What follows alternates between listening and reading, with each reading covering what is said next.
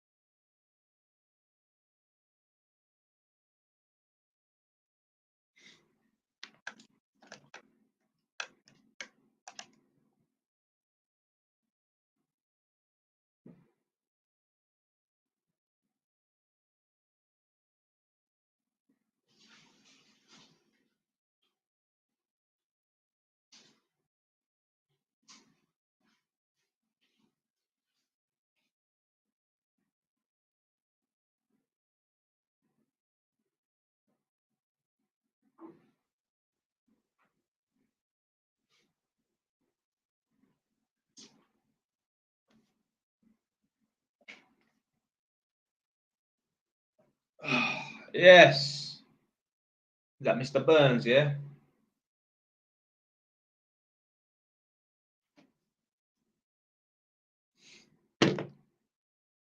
We lot saying.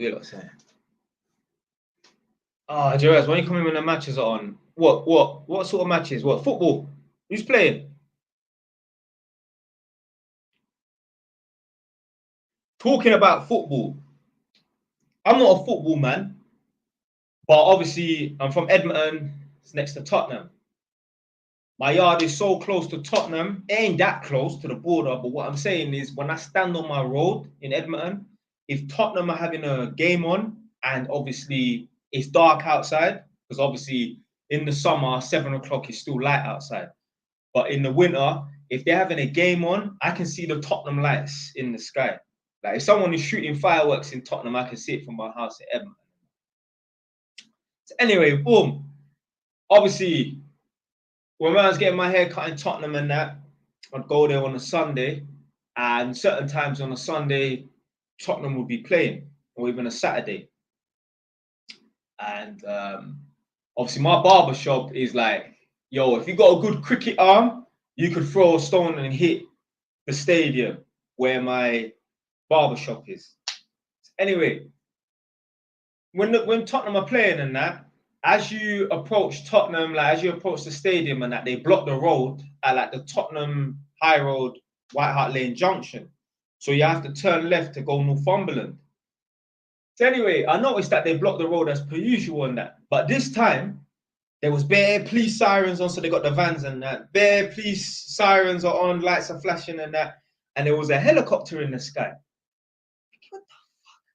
Why's there a helicopter in the sky? I've never seen this before. Like Tottenham always, you know what I'm saying, block the road and that. So anyway, there's me. I went in the barbershop getting my hair cut and that. I said to my barber, big up man like John Barber. I said to him, John, who's Tottenham player? I see there's a lot of commotion and rumpus going on up the street. There's a fucking helicopter in the sky. He said they're playing West Ham. I said, surprise. Then literally, I saw a video the other day where the police had to escort the West Ham fans into the stadium because they know it's going to be trouble, innit? But yeah, man, I'm not a football man and that, but yeah, obviously, I live near a football stadium. But mum's yard near a football stadium. Yeah. Yeah, big man. I did call the access training, you know. One sec, I've got a piece of paper. I wrote down some information. One sec.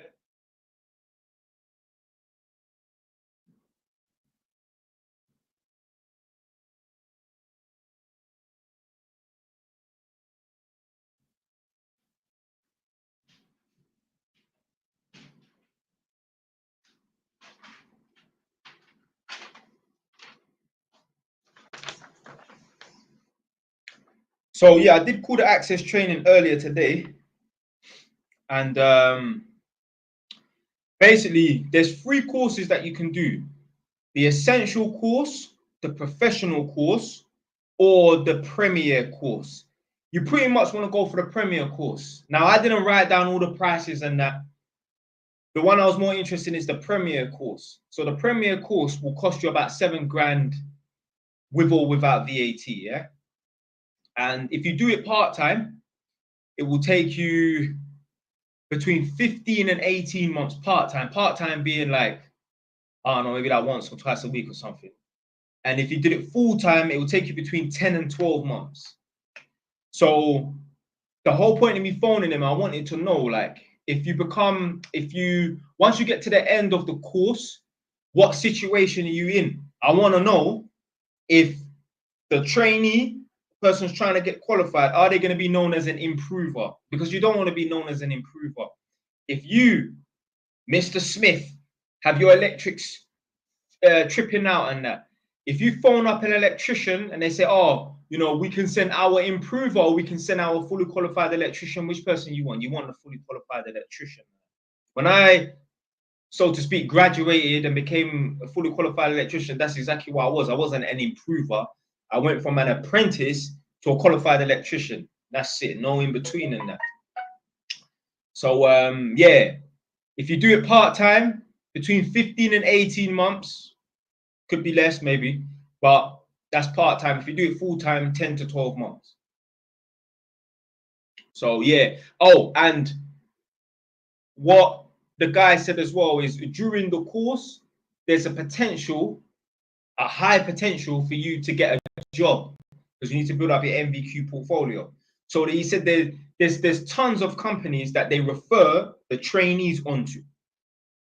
So they refer the trainees onto these companies, and that, like, the companies ask for the trainees. Obviously, you still have to interview for the place. It's not 100% guaranteed place. You're not just going to turn up and pay your money for the course and then you have a job so that you can build up your MVQ portfolio. You have to train, so you have to interview for the job.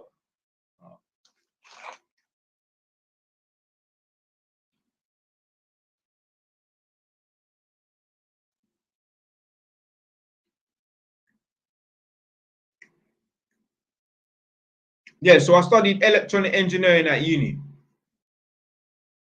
I only done 1 year though, like one level, just the HNC. So I didn't stay on campus. There was no freshers jam on that bullshit. Right, let me see.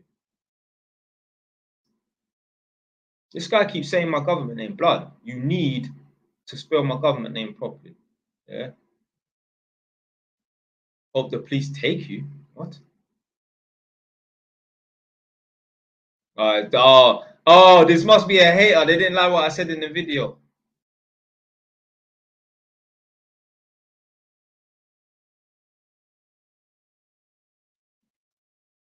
I said it's my dream to cut your hair, you know.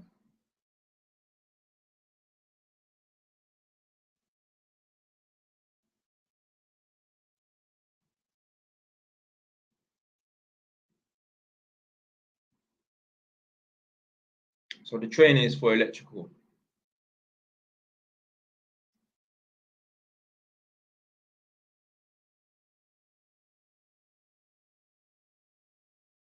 What's a better investment? An iced out watch or 2-bed flat?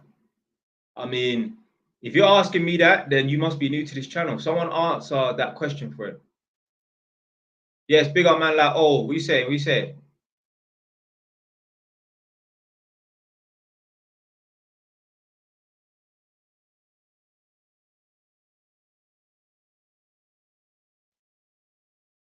Yo, bro, I was wondering, what do you think would be better to pursue, tech sales or a degree apprenticeship? Do you know what? Yeah, if you get into sales, oh my god, the money that you can earn, boy. There's man out here, 20 grand, yeah, commission. Yeah, 20 grand commission. Look at this person.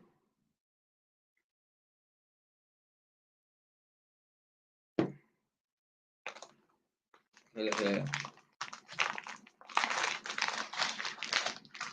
The time and the effort you put into hating, this is why you're broke.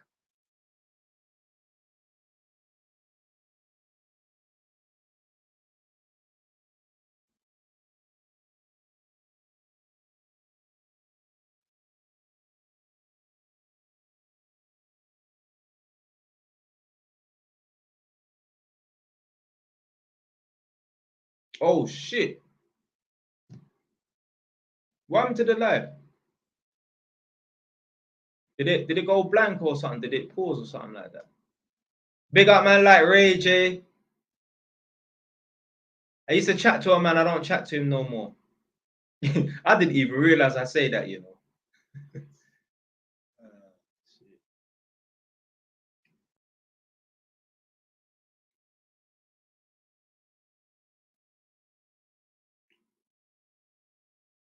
Tech sales got a higher turnover. I've seen so much stuff leave and join. But if you master, yeah. Bam, I hope this person DC identifies as a female. Man said, what's my thoughts on the Chris Cabba situation? I mean, I just released a video on it still.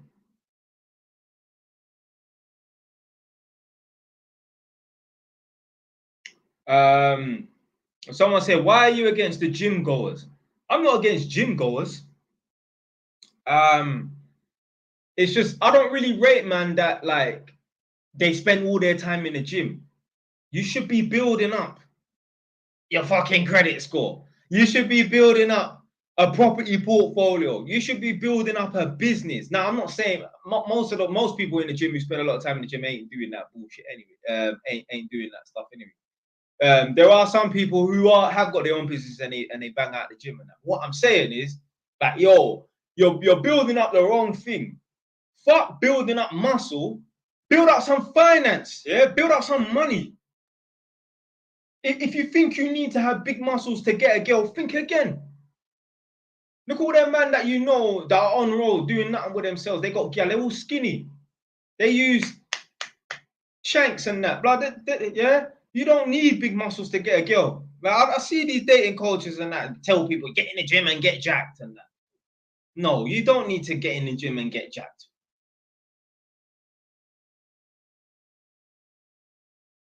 You know what, yeah? If you're one of them guys that are overly hench, like you've seen every now and then, like once in 6 months, you will see a guy who's like, I mean, unless you go to a proper gym, like let's say you go to Bodyworks in Tottenham, that's different. But if you're just out and about on the street and you don't go to any gyms, I don't go to no gym, you're not going to see a guy that's overly hench. Sometimes, yeah, you could lose points for being overly hench.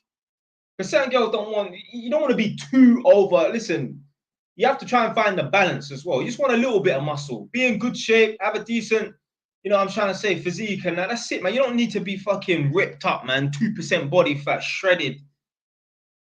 Nah, man.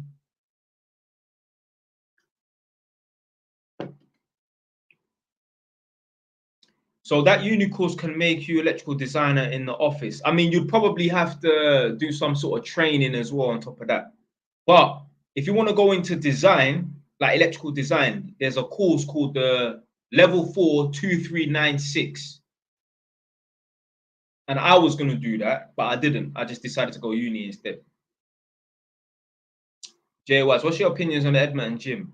I mean, I ain't been there for years. What you saying? You go there, yeah?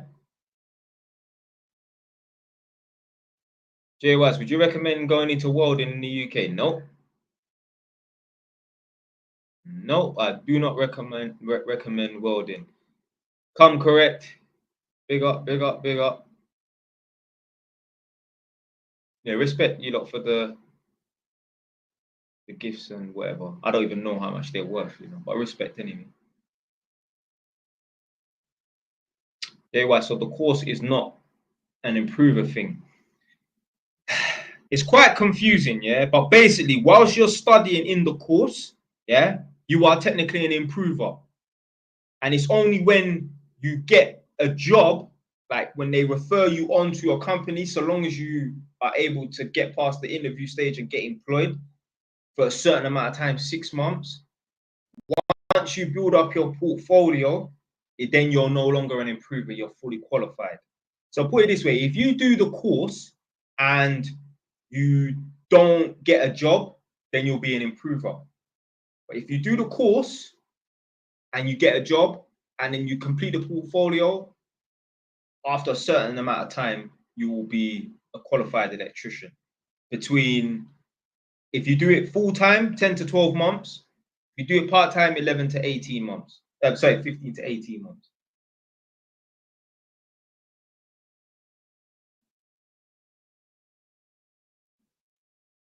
How do you feel about Albania? Albanian chicks are bad. Yeah? That's all I know about Albania. Yeah? The man them are tough as well. But Albanian chicks, hey, they are A1. I went to a tenant's house probably about 2 weeks ago. White woman, yeah, English woman. And we're just chatting. She's like 40-something. I think she says she's got an 18-year-old daughter or something. The little girl weren't there. The 18-year-old weren't there. So, yeah, me and her just chatting. And I can't remember how this came up in conversation, but she was like, yeah, my daughter is half Albanian. I was like, oh, you went with an Albanian guy. It was just weird. Like, I just wouldn't expect like her to go with an Albanian guy. Yeah. And I was like, yeah, because I remember I was walking up or down the stairs, and I was like, yeah, them Albanian girls, yeah, they're nice, yeah. And yeah, she was like, yeah, my daughter's cousins, some of them look like models. I'm like, yeah, some of them are bad. Them Balkan girls, the girls from the Balkan regions, which is like like Bulgaria, like Albania, them sort of places there. I think maybe like Serbia and that. Yeah, them Gallia. And I mean, there's nice girls everywhere anyway. You know what I mean? Beauty is universal. You look at like Miss World, but a lot of girls think they're 10 out of 10. Yeah? Because of the size of their bum. You are not a 10 out of 10, really and truly. You ain't top quality unless you look something like Miss World. Yeah. Like even black girls, I mean, obviously black girls got different features than that. But let's say, yeah, apart from black girls, because obviously their features are different, but pretty much all the girls, they all look the same in Miss World. They just got different hair color and that. So unless you look like one of them Miss World chicks, you ain't really top level on that. But yeah, Albania, them man there.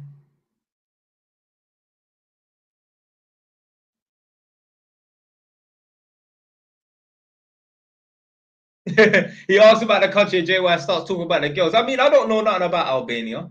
The man them are tough though. Yeah, the man them are tough. Apparently they're like they were freedom fighters. They had to fight to get back the land or something. Yeah, Albanian man are tough.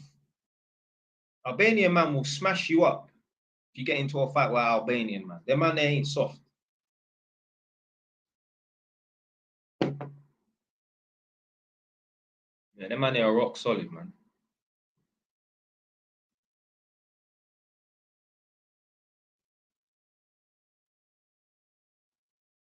JY, should I do carpentry?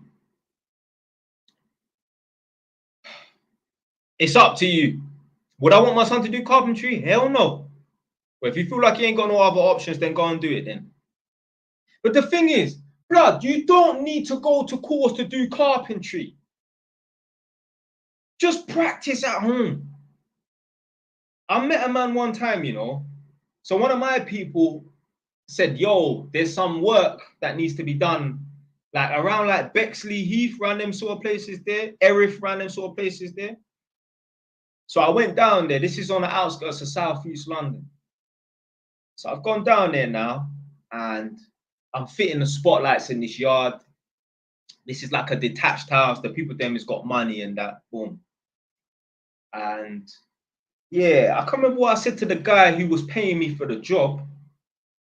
I said to him, yeah, man, a lot of stuff you can learn just online, like watching YouTube. I learned how to tile and do little bits and pieces around the house online. And he was like, I'm not even going to lie to you. You see all this building work I'm doing here? Plumbing, painting, I learned it all off of YouTube. Now, this guy strikes me as a uni man. I reckon he went to uni. I can't even remember his fucking name. But he strikes me as a uni man. So, like, yeah, man, anyone can do it, man. You don't need to go to college to fucking do, carpentry, man. You just pick these things up off the internet. You use a hammer and a chisel. How hard is it to be a carpenter? Keep practicing until you can't get it wrong. It's as simple as.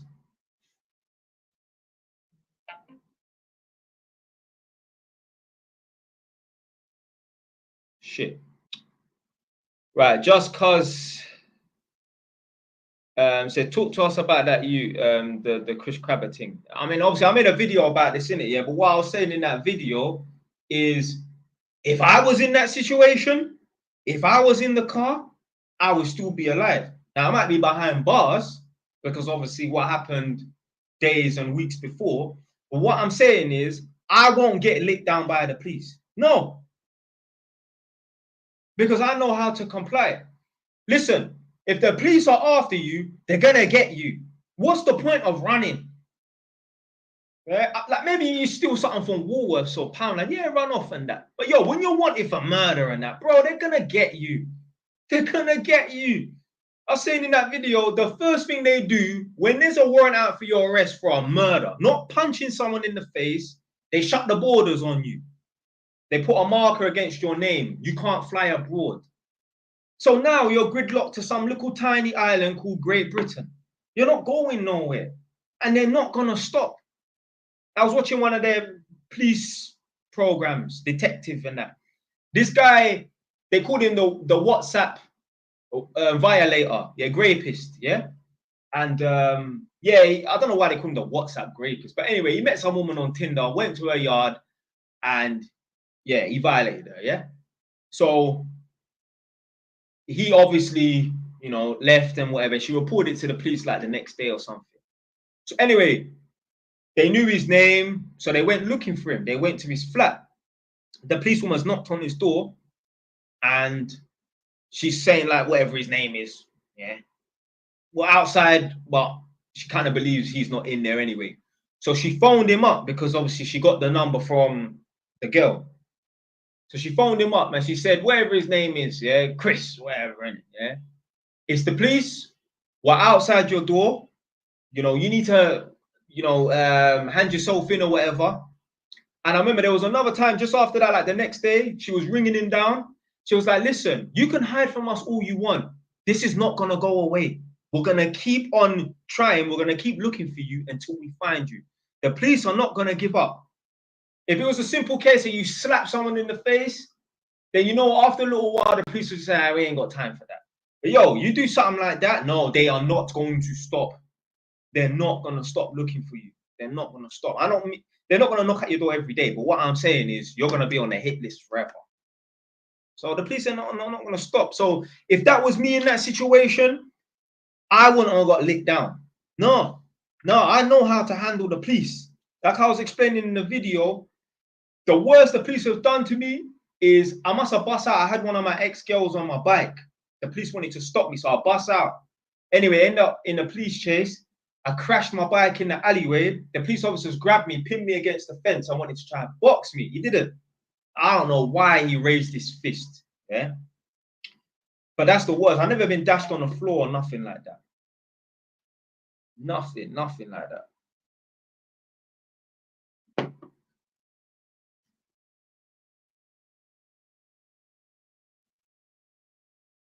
Would you join the army? Hell fucking no. I'm not joining no army. I'm not fighting to defend nobody.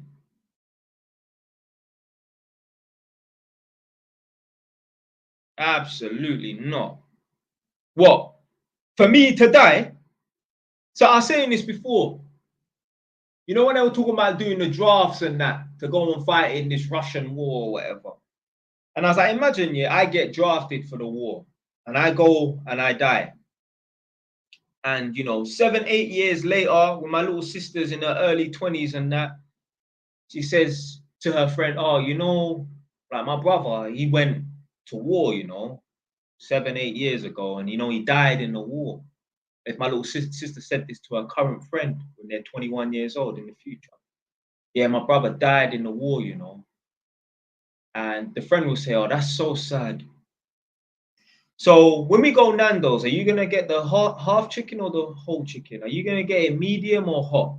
She's not going to give a fuck. I'm not risking my life for no one in the future for them to not give a fuck. What?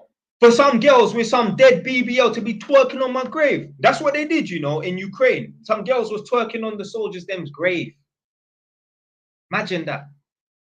Nah, fuck that. I'm not risking my life for nobody. Nobody.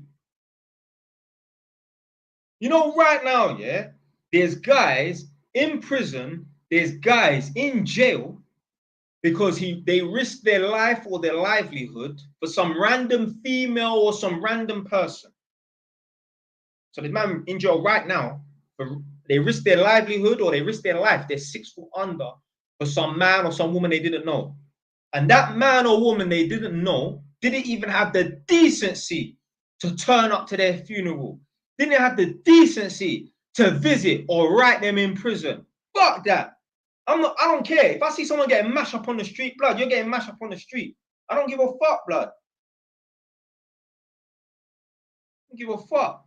My brethren said it to me, yeah? He said, yo, if you ever see beef on the street, if you ever see someone getting mashed up on the street, don't defend them. I said, why? He said, because you don't know why that person is mashing up that person. Imagine, yeah, you as a man, you're walking down the street and you see a man mashing up her next man, and then you stop it, and then you're like, yo, man, he did this to my sister. He violated my sister. Imagine you break it up and then you know, like, rah, my man was mashing up because he done something. Fam, if you don't know, well, go on, fam, I'm not getting involved, blood. I'm not getting involved. There's this video. Press 1 in the chat if you've seen this video where some black youth is robbing some Chinese woman at the ATM. Press 1 in the chat, people. There's a black youth robbing some Chinese woman at the ATM. I've got that video on my phone. I still need to do a reaction video to it. I'm going to react to it now. Yeah. So it would be hard not to get involved in that situation. Yeah. Because although I say, if I see someone getting mashed up on the street, they're getting mashed up on the street, I ain't doing nothing. But if I see something, I won't even be thinking, I'll just, yo, allow it, whatever it is. Yeah. What I'm saying is, I'm thinking to myself, imagine intervening in that situation where the youth is jacking the woman at the ATM. More than likely, he ain't gonna pull out a knife and stab you. But just imagine you got chinged or you got boxed or something. That woman there is not turning up to your funeral, you know. Imagine you took it a little bit too far and you end up mashing up the youth. Because certain men get mashed up and then they want to testify against man. Yeah? That woman there is not writing you. That woman there ain't putting no money on your books. That woman there ain't visiting you whilst you're in the camp. And I thought about it. And I thought to myself, imagine that woman there who's getting jacked at the ATM. Imagine I was to intervene and get myself involved. I thought about this, you know, like, rah. She would want me to help her. But would she help me? Not even in a similar volatile situation. I could be stranded on the side of the motorway. That woman could be doing nothing. Just, you understand? I'm trying to give you the best scenario ever. The woman just going for a drive in her car. I could be standing at the side of the motorway with my fucking thumb up. Yeah. Some people will say, oh, because like I don't believe this woman will pull over. Some people say, yeah, she wouldn't pull over because you're a man. Yeah. Okay, cool. What if I was a man with a woman and a child? I don't think in any situation, any circumstances, I don't think that woman would help me. Maybe if I was lying on the floor with a pool of blood, yeah, she'll call the Jakes or call 999 for the ambulance. But I just don't believe this individual would have helped me if I was in a bad situation. I don't think that individual there, I don't think she will put herself out there to help me. So you know what? Fuck that, man. You're getting jack blood. I don't care, fam. I'm not getting involved. Now, obviously, standing there will be hard not to get involved. I feel like an idiot standing around seeing someone getting taken advantage of and that. But nah, man. Nah. You got to think selfish, blood. That woman there, she would not pull over in her car to help me. Talking about money and talking about the ATM and getting jacked. If I pulled up to the petrol station and I put £10 in my car because I just needed it to get home, yeah? And I realized I didn't have no money. That happened to me one time, you know. Imagine I put £10 in my car. That woman there, if I said, yo, have you got £10, please? I need to pay the kiosk. I need to pay the petrol man. She would say no. But then in another life, you would want me to risk my life to save you from getting jacked to the ATM. Now, what happened was, yeah, obviously I ride motorbike, innit? So, obviously, I'm in Edmonton. And obviously, I drove my car to Edmonton. My bike's at my mum's yard. And I can't remember what I was doing. But I was standing outside my mum's yard. And I must have taken my phone out of my inside pocket of my red jacket. And I must have put the phone on the car. So anyway, boom, boom, I'm doing what I'm doing, gone for a ride now. Now with my motorbike and most sports bikes, unless it's like the new ones, they don't have a petrol gauge. You either you got enough petrol or you're on reserve. It doesn't tell you how much petrol you got. Well, not with the Yamaha R6 anyway. Yeah. So boom, man's riding on the M25. I'm coming back from like towards Luton and that, heading towards obviously Edmonton. I see that the reserve light come on. And you only got about 20 miles before the bike will potentially cut out and that. Now, obviously on the motorway, there ain't petrol stations every 2 miles. There's petrol station every 20 miles. So man's gone to South Mims. That's like some Hertfordshire place. South Mims petrol station. Top. Gone in the shop. Oh, where's my phone? I was like, shit. Anyway, I told him, yo, I ain't got no money, you know. Yeah. The man start panicking and that. I'm like, blood, relax, blood. It's only like 15, 20 pound petrol. Yeah. I will come back. Just give me like an hour or something, innit? My man wanted to take a picture of me, write a fucking report, and I was like, come on, man. So anyway, went back to Edmonton. Now, these times, when I left the phone on the car and went for a ride, 2 hours, maybe an hour and a half had lapsed. You know, I went back to Edmonton, yeah, my phone was still on the car, you know. Like, yeah. So, you know, yeah, best area and that, yeah. People with integrity around here. Around here, like, that phone would have been gone in 2 seconds, man. Too many crackheads, man. But yeah, I could not imagine in any situation that woman there helping me. So, you know, man, bun her, blood. Get jacked. Get jacked. This would be the same woman mocking black people behind their back as well. You want me to go and risk my life? Nah, man.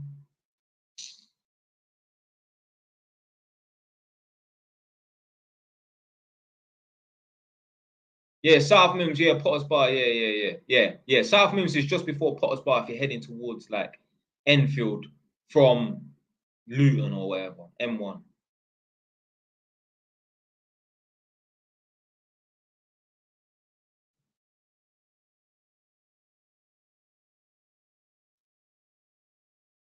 Jay West, have you ever beaten addiction?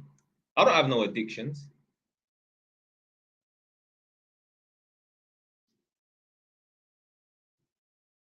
No, I've never had no addictions, so.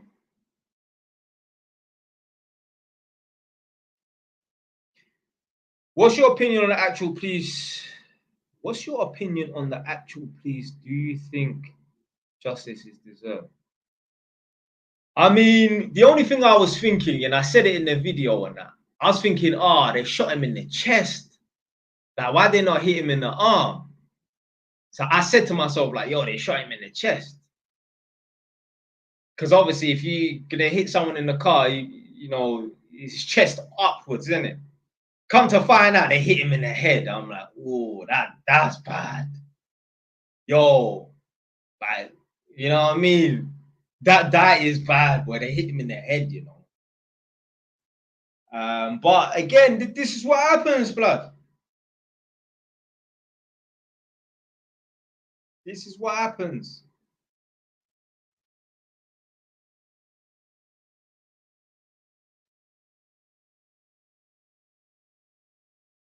How do you do a dopamine detox?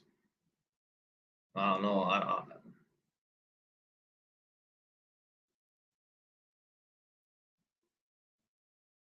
Can you speak on leveraging a property to help you get to the next one? Yeah, so basically with this property here, obviously it went up in value after after a couple of years it got up in value, not by much.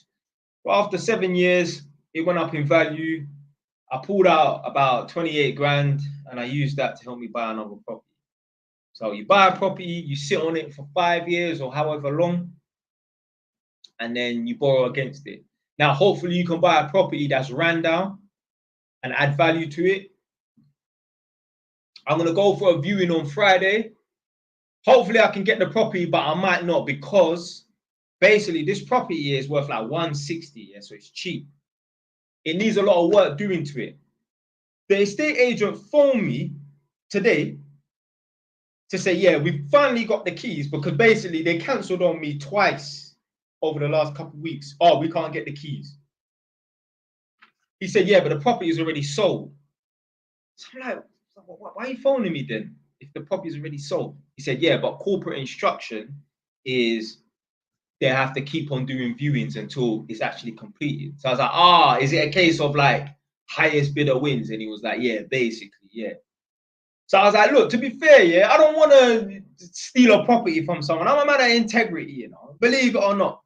Yeah, man's a man of integrity. And I wouldn't want someone to come in and you know, steal a property from me. Because when I was buying this property, the property around the corner, I read even like 1 day before completion. So completion is the day that you complete, yeah. And yeah, that's when all the paperwork's signed. You collect the keys and that. Sorry. Exchange of contracts. So you do exchange of contracts and then you do completion. So even on the day of exchange of contracts, someone can come in And there's a weird name for it, like it's called like bamboozle, so, something stupid like that, yeah? Bazooka or something like that. Someone can make a higher offer, and the vendors and that, they still have the option to remove you and then go and take their offer and that. Now, most people will be fucking dumb to do that because, okay, someone has come in and said, yeah, I'll offer extra 30 grand and that, and you're about to exchange contracts, knowing that this has been going on for 4 or 5 months, yeah? What can happen is the person that's offered the extra 30, 40 grand, their mortgage could fall through. So then now, yeah, you got to start off from scratch. Being boozled. Nah, I don't know what the. Nah, it's not being boozled or bamboozled. I can't remember.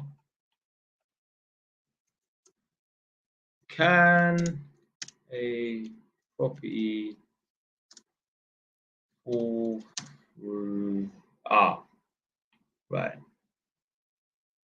There's a name for it. It's a stupid. It just sounds like it's made up. What the fuck is it?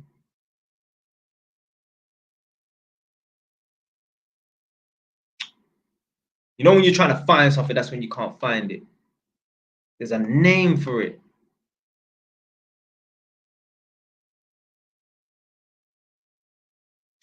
I can't see it, man.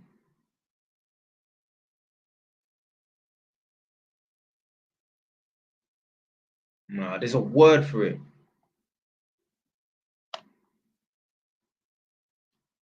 Exchange of contracts, new offer.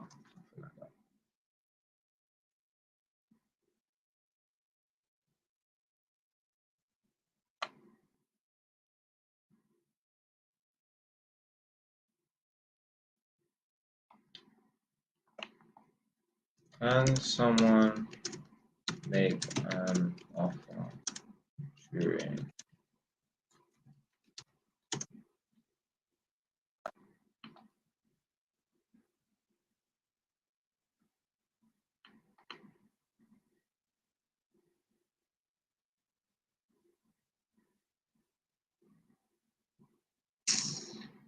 Yeah, it was just some stupid word, man. I can't remember what it was, but yeah.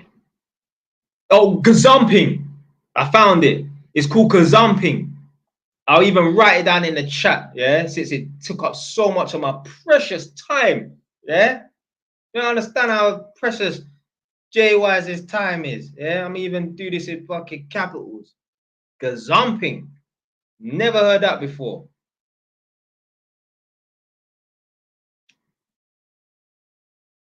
Gazumping, you know? So basically, if an offer is made after the sale has been agreed, but before the exchange of contracts, this is known as gazumping. Gazumping is legal in the UK and can happen for several reasons, including a higher offer is made, the original buyer is taking too long to have a survey, the seller wants to close the deal more quickly. Obviously, you run a great risk of, oh, big up man like Jerry Manning, one of the original subscribers then for when I was doing the live streams during lockdown in the kitchen for 4 hours. Yeah, big up man like Jerry Manning. But yeah, you would be dumb to just accept a random offer for some random person. You're mad because the thing could end up falling through. Then you have to start off from scratch. And you know what? The original person that you pulled out on, they might say, you know what, fuck you. That's like linking. That's like trying to link a gal 2 hours or hour. And this has happened to everyone. Press 1 in the chat. An hour before the date, the girl says, oh, something's come up. Yeah? That's like a girl saying, oh, yeah, you know, someone else is going to take me out for a date. Yeah, this ain't happened to me. A girl has never said to me, oh, someone's going to take me out for a date instead. Yeah? But then imagine she said that to you and you're like, all right, then fuck it. But then she hits you up after 2-3 weeks later and I didn't work out. Do you want to go on a date? Now, more than likely, this ain't the case. The 1 hour before the date, there's no new guy. There's no guy that's just come in there an hour before. The reason why people and girls will cancel a day an hour before, or people would just in general cancel an hour before, is so that they don't have to make no alternative plans. You see, if someone cancels with you, anything, forget about dating. If someone cancels plans with you a week in advance, that means that now they are obligated to make some alternative arrangements and that. But an hour before, no one, you can't expect someone to make an alternative arrangement. So that's why a chick will cancel with you an hour before. So she doesn't have to make an alternative arrangement. Imagine it's Saturday night. The date is booked for 8 p.m. At 6:30, she hits you up and says, oh, something's come up. I feel ill. My toe hurts. I've got odd socks on, yeah? She's got an excuse to not turn up to the date. Now, if she says on Wednesday, 3 days before Saturday, oh, you know, on Saturday, something's gonna come up or whatever in it, yeah? Now, you know, you can say to, okay, well, we'll do it Sunday then, or let's do it on Friday. She doesn't want to go out on a date, and it's just an excuse, okay? So yeah, it's happened to everyone, man. I've had it before, an hour before, but I already kind of suspected it to happen anyway. You know what I mean? I don't put nothing past them. Fuck, you know. Now everyone's asking, what do you think about Chris Campbell? Big up, man, like Dawson David. Go on to TikTok on my main account, JWise TV. I explained it there. I'm just saying that, yo, if I was in that situation, I wouldn't have got shot by them. I've had the police pull out taser on me. I didn't get tasered. So it just wouldn't happen. Thoughts on everyone getting released from prison? Well, what's that about? Is it everyone getting released early or something like that?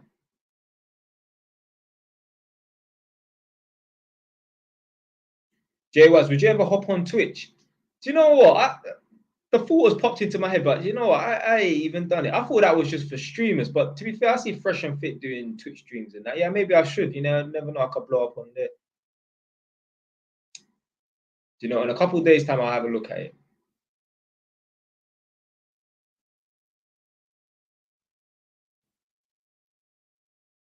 So yeah, this term is called gazumping. Mad. But you've never heard this before, boy. Gazumping.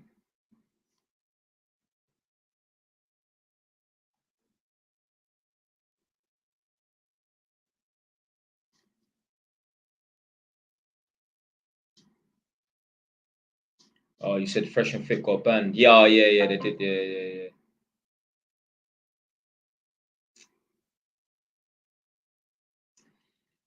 Yeah, it's just a victim mindset, though, man. I swear, I don't care what anyone says. Black people like to hear about, oh, a black man getting licked down. I promise you. I don't care what anyone says. Do you know why? Because they love negativity. Whenever there's a funeral, black people love it. They love negativity. I know a couple, yeah, especially one of my family members. Anytime there's a funeral, this family member just loves turning up to funerals. Like, my family member could have a friend that has a friend that passed away. They would want to turn up to this funeral. You don't even know the fucking person. And they have been to funerals of people they've never met before. Do you lack so much purpose in your life that you've got time to take a day off work or whatever and that to go to a funeral of someone that you don't even know? Fuck that, blood. Fuck that. I said, man, like JWise, the flying punch, man, you know. But yeah, it's just a victim mindset, man. I met some idiot yesterday with a victim mindset. So boom. So I went to this address that I've been to before. So I knocked on the door previously and the person wasn't in. So I had to put a card through their door to say, you know, I've attended their address, but you wasn't in. You must phone this number to rearrange an appointment. So anyway, I've gone down there and I'm more time I'm phoning the tenants up. But yeah, I think I didn't have the job on my tablet, so I had to phone them up for them to send it. So I didn't have the tenant's number. So I just went there. Boom.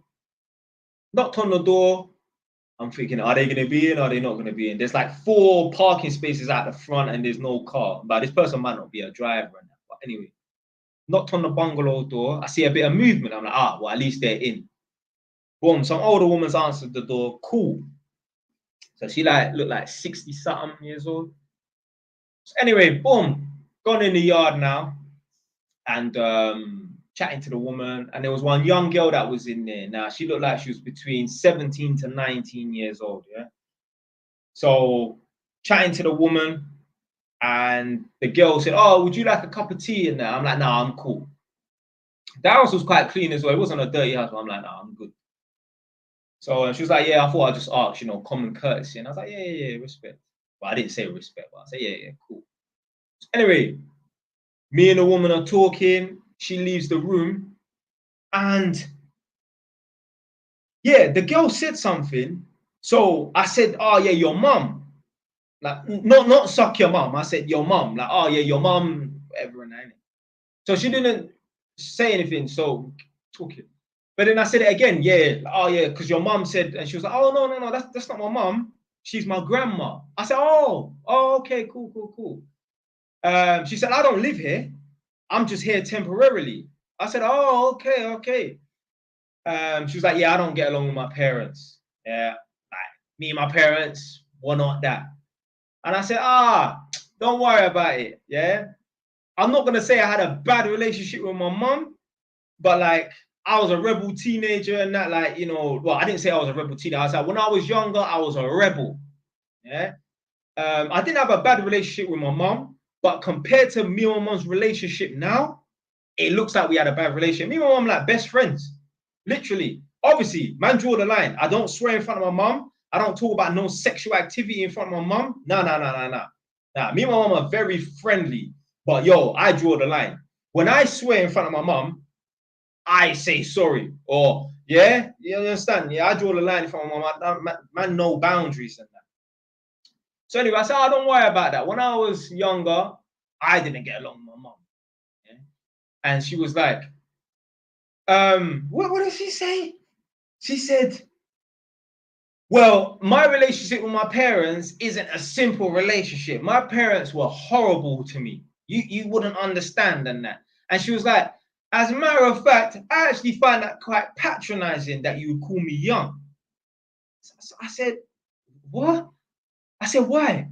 She said, because I'm a lot older than you think. So I said, so how old are you then? I'm thinking she's like 17, 18, 19. She's like, I'm 20 years old. I said, yo, 20 years old ain't that old. But I said, all right, whatever. Boom. So anyway, I just stopped talking, carrying what I'm doing. So anyway, I went over to where she was standing because I need to go and test the sockets in the kitchen and that. So the setup is the living room and the kitchen all open plan. When I'm standing in the living room area, I can see her in the kitchen because she was making a tea. So when I went over close to her, I was like, you shouldn't take offense to someone thinking that you're young, you know. That's a good thing. You know, when you get older, you want to look young. And when you're young, you want to be older and that. So when you get older, trust me, you'd want to look young and that. Yeah, you take it as a compliment. People think you look young. She was like, well, I find that really patronizing. I said, you know what? Forget the conversation. Like, I upped the tone and I was like, yo, forget the conversation. Because now this girl was just turning it into something that it's not. Yeah, this girl was like, and then she just stormed out and sat in the garden. I didn't see her for the rest of the time I was doing the test and that. And I was thinking, this individual, yeah, I know this person has a victim mindset, and I know this idiot, when they fail, which inevitably they will, because 99.9% of people walking planet Earth are failures, yeah, and they are an insult to their bloodline. When this individual fails in years to come, she will blame it on, oh, I had a bad relationship with my parents. And no, you're a damn fool. Now, unless the parents was doing some madness to her, which is more than likely not the case, yeah, there's just no excuse for failure in that. Yeah. She was normal, but she was still a little bit weird at the same time. Like, she didn't look like a goth emo girl, but I could tell she probably hangs around with those people. Oh, and definitely, she probably has a few friends that don't identify as this or identify as an apple or door handle or something like that. I guarantee you, yeah, I guarantee you she identifies, she one of them people that have friends that identify as a fucking light switch and that. Promise you. Damn fool. But this is the thing, yeah, I just noticed, yeah, human beings like to make problems out of nothing. You should be happy that, you know, someone thinks you look younger than what you are. And that's how I know, yeah, she's young and she's immature. This is the thing. Young people, they care about being viewed as young. They want to be viewed as being old and mature, older and mature. See, that is synonymous with someone who is young. That is synonymous with someone who is immature when they're obsessed and they want to be portrayed as an adult or whatever and that. Bro, you're a fucking kid. I know you're a kid. You're fucking 20 years old. You're living with your grandma. Yeah? You're not even established. How dare you want to be classed as an adult and you're not even established? Don't get it twisted. There's 35-year-old man still living with their ass clout mum. What I'm saying is, yo, yeah, don't even think like, yo, embrace being young. Yeah? Forever 21, big up the shop. Yeah. Is that even still a shop? Are they still running if Forever 21? Put one in the chat if the shop Forever 21 is still running. I bought my Mac coat from there. You know, like a Mac coat's like a trench coat. I got one blue one. I bought it from there. Someone said no. Someone called Jay said no. Okay. But yeah, man. So it's just foolishness. You're getting angry or like, why are you even turning into a situation? Yeah. I find it patronizing. Oh, shut up, man. Shut up. Fucking idiot. But yeah, I just thought to myself, like, yeah, this is the sort of person, they're going to blame all their life's problems on having a bad childhood or their parents didn't like them. They was the black sheep of the family. Get over it. Get over it. I know it might be sad being a black sheep and feel like an outcast in your own house. You're in a room full of people, but you feel alone and that. But yo, you know what? There's some child in Congo that's seen his mom get violated. There's some child in Syria or some part of the Middle East that's had his house blown to smithereens. He's seen parts of his mom over there and parts of his dad over there. Bro, like, fam, there's kids right now and adults locked and held in captivity in someone's basement. Bro, you ain't got it hard. You ain't got it hard. But you know what? Yeah, just seeing the way that girl there reacted and that, she probably rubs people up the wrong fucking way. And that's the thing. When you're young, you see, this is the definition of being young. When you think there is a big gap between looking 18 and being 20 years old, there is no gap. See, when I was younger, when you are a youth man, 13 and 15 years old, oh, 15-year-old, a big man to you, blood. Yeah? When you get a little bit older, obviously the gap closes and that. But yeah, 14 and 17, yeah, man, 17-year-old is a big man and that. Yeah. When you get to my age and you're 32-year-old rascal, uncle, grandpa, yeah, 18, 20, 22, same fucking age. Same age. Same age. Same age, man. So, yeah, man. Yeah, when, like I said, when you're young, you're obsessed with being old. And when you get older, you want to look young.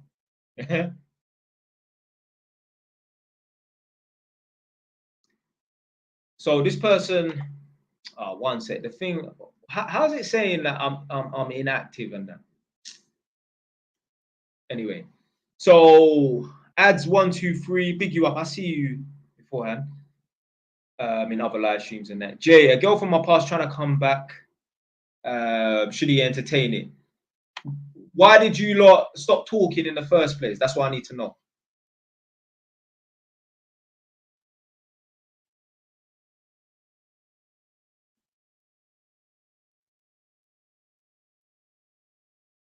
You're overthinking. She probably forgot about that incident. Bro, I'm just talking about people with the victim mindset.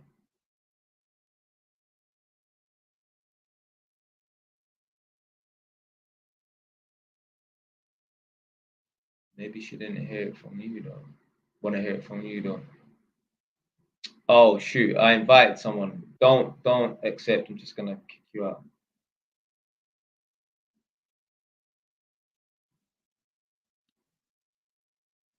I have a job interview tomorrow. Pray for me. My friend, I will not be praying for you. It's not because I'm an atheist and I don't believe in God. Me praying for you and sending positive energy your way is not going to help you. It's either you're good enough for the job or not. Now, obviously, there may be other candidates and that are a little bit better than you and that. But yeah, you know, I hope you get the job and that. But I'm not gonna be praying for you. I'm not gonna be praying for you. No disrespect, but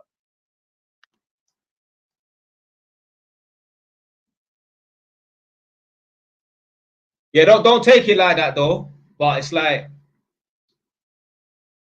yeah, I won't be praying for you. It's got nothing to do with, like I said, I'm not a God-fearing man. I don't believe in God, but yeah, I won't be praying for you. Maybe if it was some surgery or something, nah, then yeah, that'd be a bit different.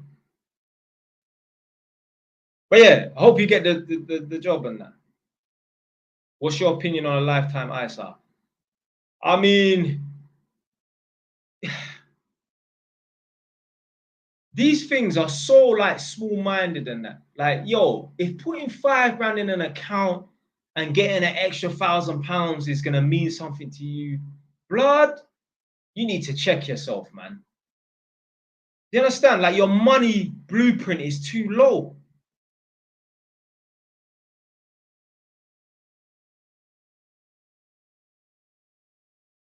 You're too negative. No, I'm not trying to be negative in that, but I can't pray for him, and I don't believe in God in that. But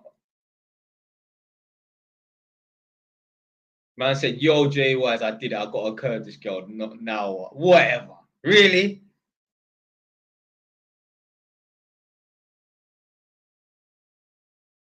Yeah, well, what now? Be the leader of that woman. Don't be trying to do this 50-50 bullshit. I made a video about this. It's on JY's TV 4.0. Don't you dare think you're the leader. Don't you dare think you're the boss of a woman if you have to go 50-50 with her. When is a boss, when is a CEO, when is a director had to go 50-50 with one of the employees to pay the electric bill or the gas bill or the water bill for the premises? It's never happened. You think Elon Musk or Jeff Bezos is going to ask one of the employees, yo, hey, what, can we go 50-50 this month? No. All of this business, partner. Blood, I'm not in no partnership with no fucking girl, blood. I'm running things. She can be my advisor, yeah? Yeah, but I'm the fucking president, blood. How can you be a leader of a woman when you ain't even leading your own life? You're not even leading your own life. You're not even on the path to leading your own life. Well, you got to be a leader of yourself.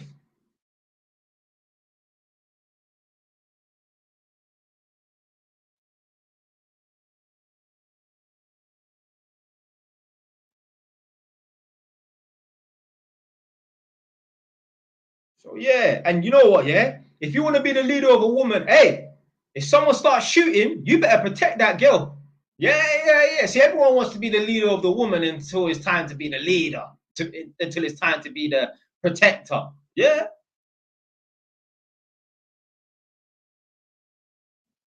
The worst story I heard. So basically, I know one white youth that I used to hang around with. He moved to Enfield.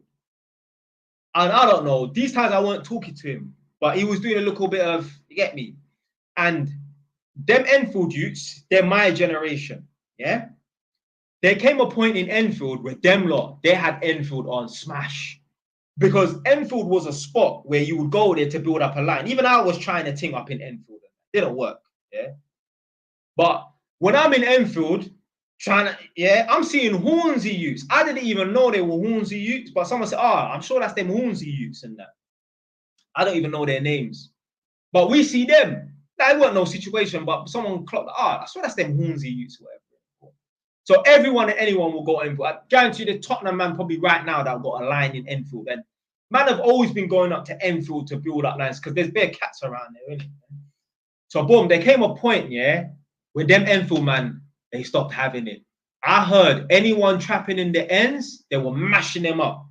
So anyway, I don't know what this white youth was doing that I used to hang around with and that. But anyway, he was doing something and that.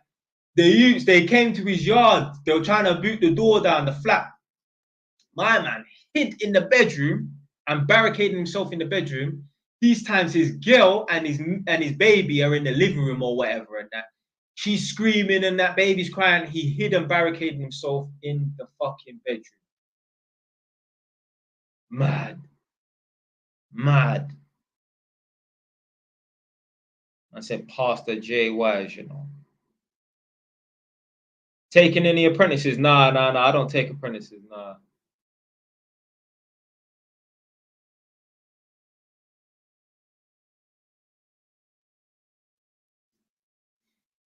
Yeah, man. That's the thing, boy. When you want to be the leader, boy, you gotta be the protector as well. You can't be the leader but not be the protector. If you're the leader, you're supposed to be on the front line. Yeah.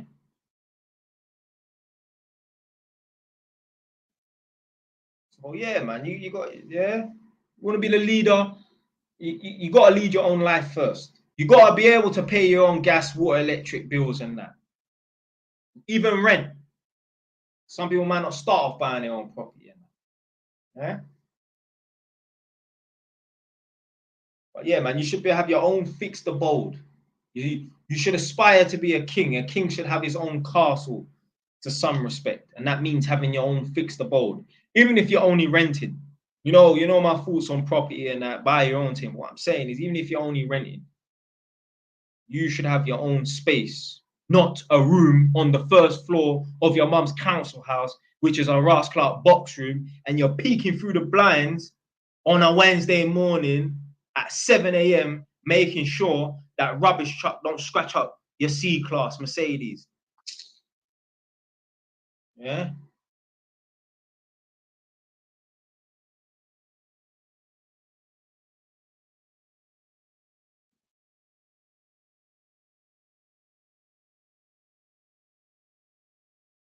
Right. So this coach, big up coaching confidence. I saw you left some other comments before. Sorry, I'm not ignoring you.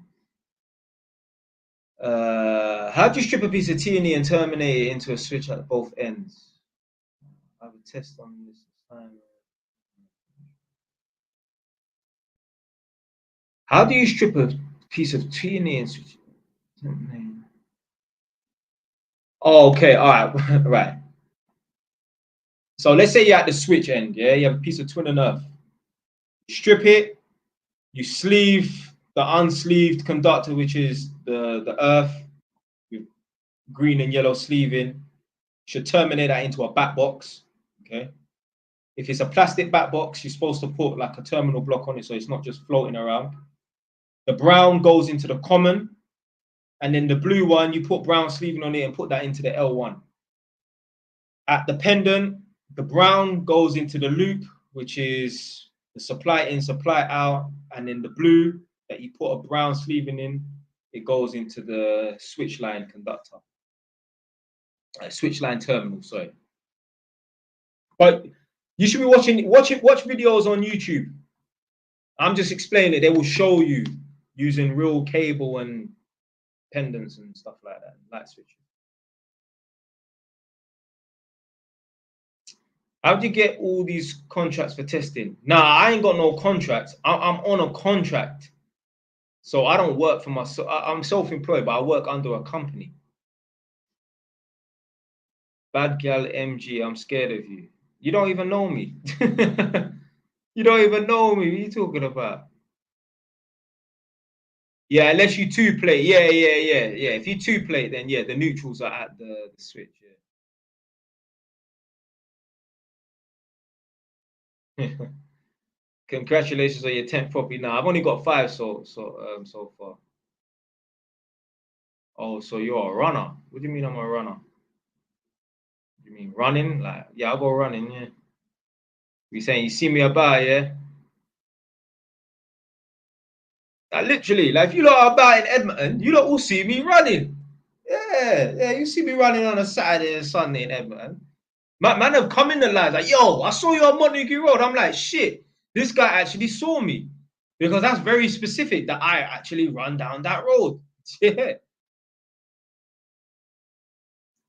Would you beat up a dwarf? I ain't beating up no dwarf, man. Jay, any plans on a London property? Not anytime soon.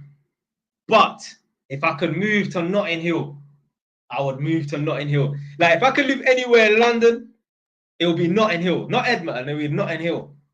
I love that area. I don't know why. I love that area. Oh, big up, big up, big up. You sub to the Patreon. I got a new Patreon request notification on my email. So if that was you, respect, man.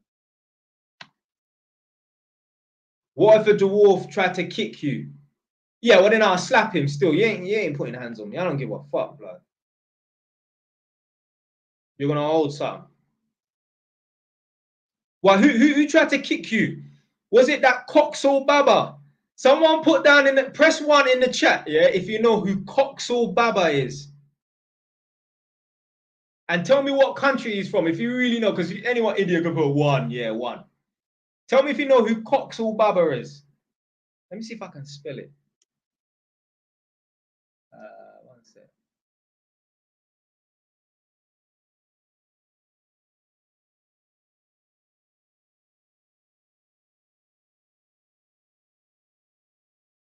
Something like that, Coxall Baba or something like that. You know who that person is. Can you sing a song, you know? Sing a song.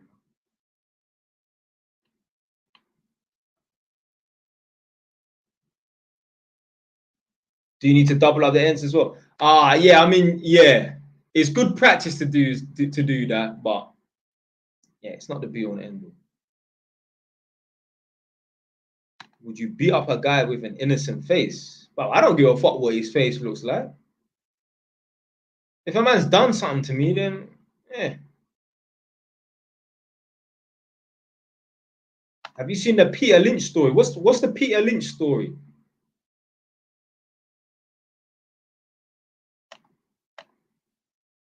So someone said, Gina said, hold on, the comments disappeared. One second. Do you think there'll be more BLM protests right now? I mean, I hope not. I hope people won't be wasting their fucking time, blood. You're wasting your time. You need to focus on your own life. But that's the problem. Everybody is just distracting themselves. You're distracting yourself from your purpose. You're distracting yourself from being the best version of yourself. So it's your excuse to be lazy. It's your excuse to not achieve what you're supposed to achieve. Everyone does it. Men do it playing video games. Women are trying to fix men.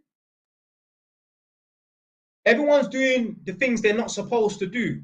Man want to talk about race. Man want to talk about BLM protests and that. Man want to be worried about wars going on in another country. I guarantee you, yeah, you lot are wasting your time worrying about wars going in other countries. Do you think, yeah, those people are in Israel and all this, yeah? If there was a war broke out between England and Ireland and people will get involved, do you think they'll give a fuck? Do you think any of them will be flying any English flags? Free England, free Ireland? No way.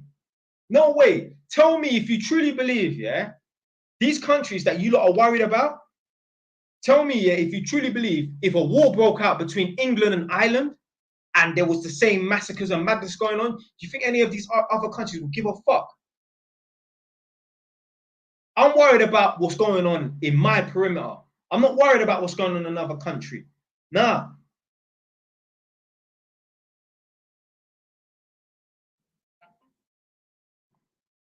You know, Smokey and them other Angolans from back all jumped on F. Yeah, because them lot are Angolan, innit? Like, obviously, them lot will say they're Congolese and that. But yeah, I heard that a lot of them man there was Angolan. So what, are you Angolan then? Or are you Congolese? Or are you both?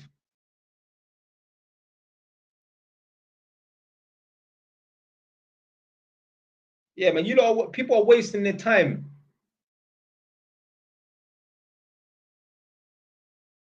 You will never see JY as a fucking black circle. Never.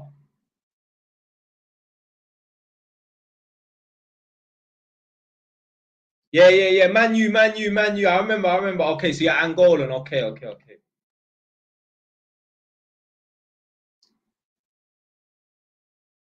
You will never see me flying no BLM, nothing. I'm not interested, blood. It's a victim mentality. All lives matter. It's not just Black Lives Matter. It's like reverse racism. Now you're putting black people up on some pedestal on that. Some man want to talk bullshit. Teach the police to handle black people. What? Are we some special species of human being? Are we Homo negandus or whatever? Yeah? Are we not all Homo sapiens and that? The fuck, blood? Why do the police need to have special training on how to handle black people? Are we some feral creatures? What are you talking about? Teach the police how to handle black people. Teach black people how to behave themselves.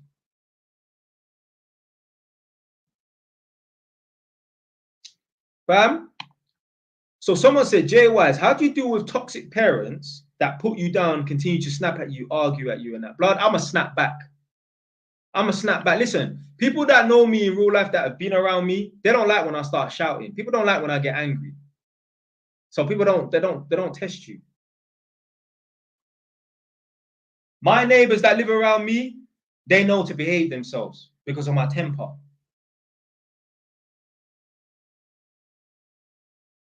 I guarantee you, yeah, this is state where I live, yeah.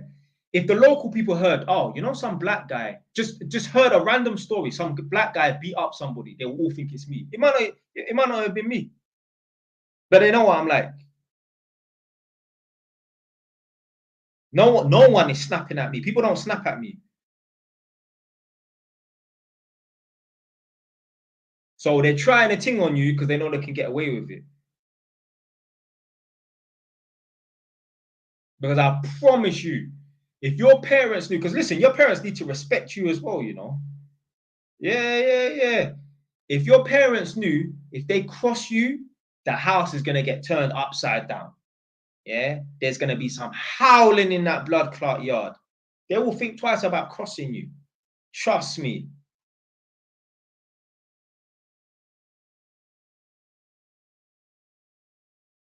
Yeah, so my man said our color people don't know how to act most of the time. They don't. They don't. I'm not going to start protesting. Oh, you know, people need to stop breaking into houses and that. Blood, I'm just going to lock my door. If you don't like the outcome of how police handle black people, well, then don't do crime. It's simple as. Let's say it's true. And it's so crazy, yeah. Black people will be like, black people get harsher sentences than white people and that. Well, isn't that an incentive to not do crime? You don't have to do crime, you know. This is not like a part of life. Like, yeah, you go to school and then you become a career criminal. There are other avenues and options. You don't have to do crime. You know? And if anything, yeah, but it's all about mindset. You have to think of things like this. People say, oh, you're negative. No, I'm actually positive. It actually works to our benefit, yeah, that the police are harder on us because that gives us the incentive to not do the crimes. But we don't see it like that.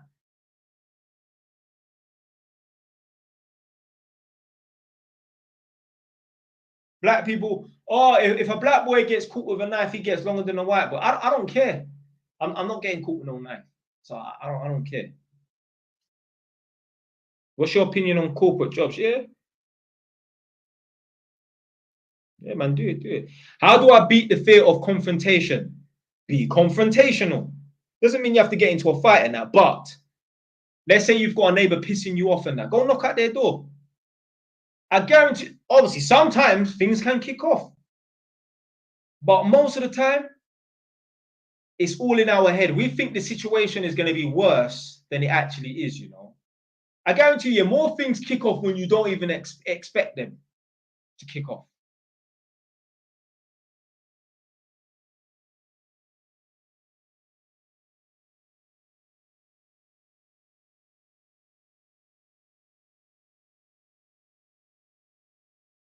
Reckon being a qualified accountant is a good profession. Yeah, accountant, good profession. Yeah.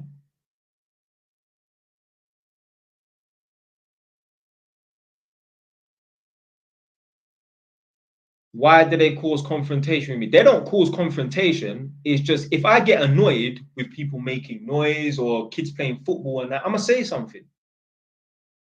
I'm gonna say something. There's a lot of people, maybe some of you lot watching this right now, who are living in tolerance. I don't tolerate nothing. I'm not tolerating nothing.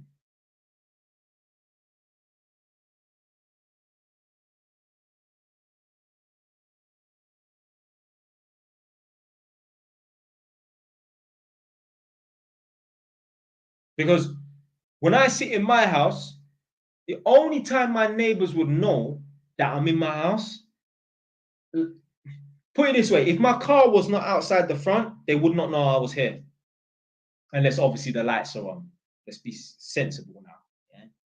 What I'm saying is they don't hear me. Now they might hear me because I'm shouting, I'm talking loud and that. But other than that, 24 hours a day, apart from the days I'm doing the live streams, I'm quiet. I don't make noise.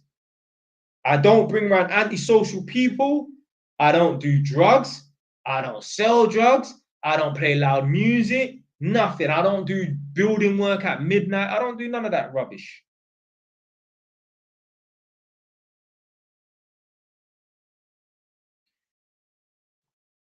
What's the best masculine advice you would give?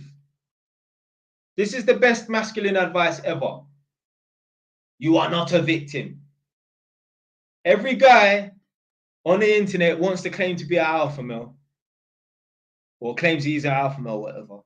But then you've got a victim mindset. No. No, the two are mutually exclusive. They cannot occur at the same time. Yeah, you could be in the physical that, but your mind is not that. And alpha male is mind, because there are some people that just got more testosterone, or they go gym and that, but their mind is weak. You need to have an iron mind, but you can't have a victim mentality. All of these people that look like me, the man them, they ain't got the mind of an alpha male. They got a bitch mindset. Oh, I have an oppressor. What? How can you have an oppressor and claim to be an alpha male? If you're alpha male, I thought you sit at the top of the totem pole. The fuck, man? Alpha male mindset is, I'm in a bad situation. What can I do to make the situation better? What can I do to get out of this situation?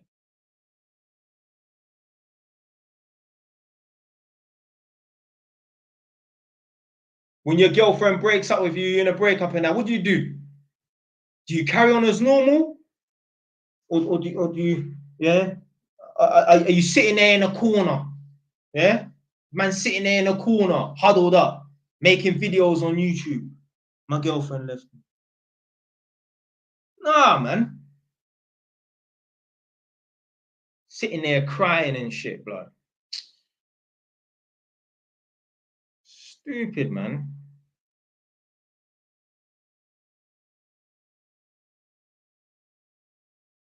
Man, yeah. Like, you know, yeah, you want to claim to be this and that. Hey, if you pictured, yeah, a 110% alpha male, would you pick a man, would you picture a man that goes 50-50 on bills with his gal? The answer is no.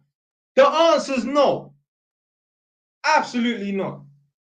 Now, I'm not saying if you go 50-50, you're not that. But what I'm saying is, yeah, you're not 100% there, mate. Yeah.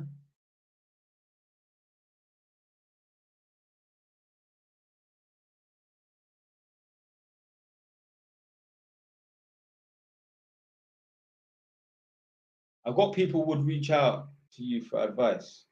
Yeah, just tell them to DM me on Instagram. I prefer, if you don't want to DM me on Instagram, DM me on Instagram, because TikTok is long. Because you can't send voice notes. Eventually, they will bring out that feature though, because it seems a bit strange that like you can't send voice notes on TikTok. But yeah, I ain't got time to be sending texting on TikTok. I'd rather just send voice notes. Big up man like True Talk Only, he knows. we message each other and that. I send him voice notes and that. Oh, who's seen that girl that got ran through by 100 man the other day?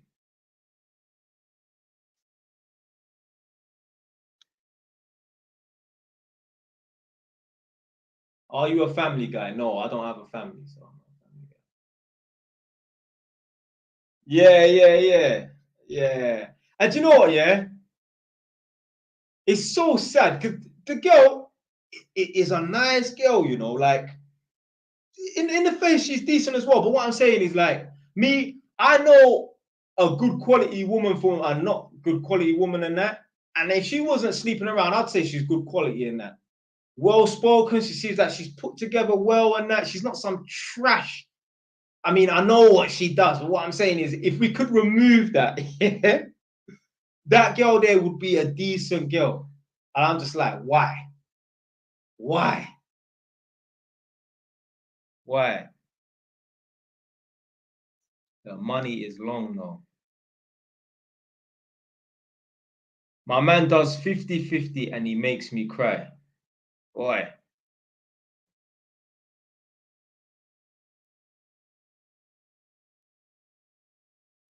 You should have picked a more established man. But this is the thing. These chicks want to pick a guy that needs fixing. Well, you're going to have some shit to fix, honey. Oh, yeah. There's nothing to fix over here. Yeah? This engine is running perfect. Yeah? These chicks out here, they're trying to be mechanics. They're really out here trying to be mechanics, boy. But that's what I'm saying. They're just distracting themselves. Gentlemen want to try to fix man. Man are playing video games. People are protesting about fucking BLM. People are worried about what's going on in another country. People are doing research about conspiracy theories that even if they're true or not true, when your head hits the pillow and you wake up in the morning, you are still broke. You are wasting your time. You're just distracting yourself. You need to put the fucking work in, bro.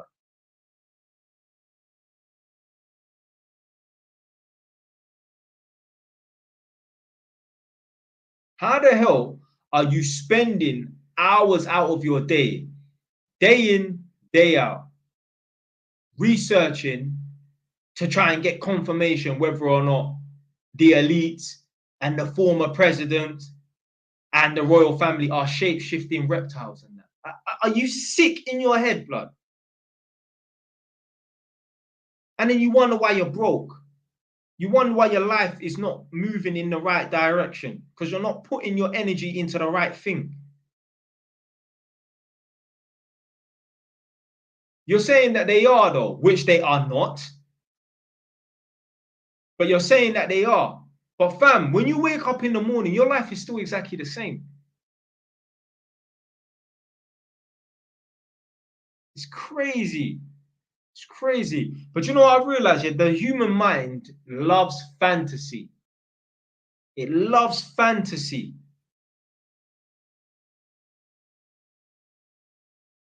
You know, like when you look up in the sky, yeah, you see like the trail of the planes.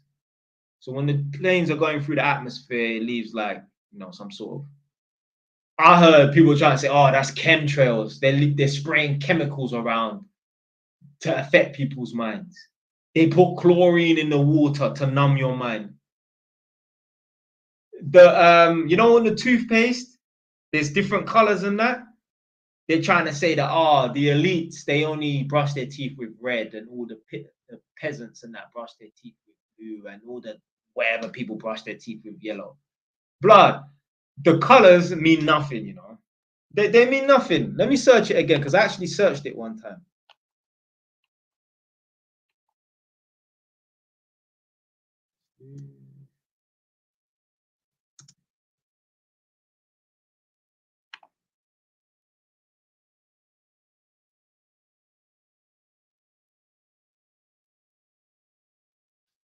Exactly. So I typed in on Google toothpaste color code, and then it said if you want to use a suggested search, which was Toothpaste, color code meaning. The color codes on the bottom of the toothpaste tubes are not related to the ingredients in the toothpaste. They are actually part of the manufacturing process and are used to help machines know where to cut, fold, and seal the packaging. So where the fuck did someone come up with, oh, red means this, yellow means that? Bro, people are just fucking stupid, man. Fucking stupid.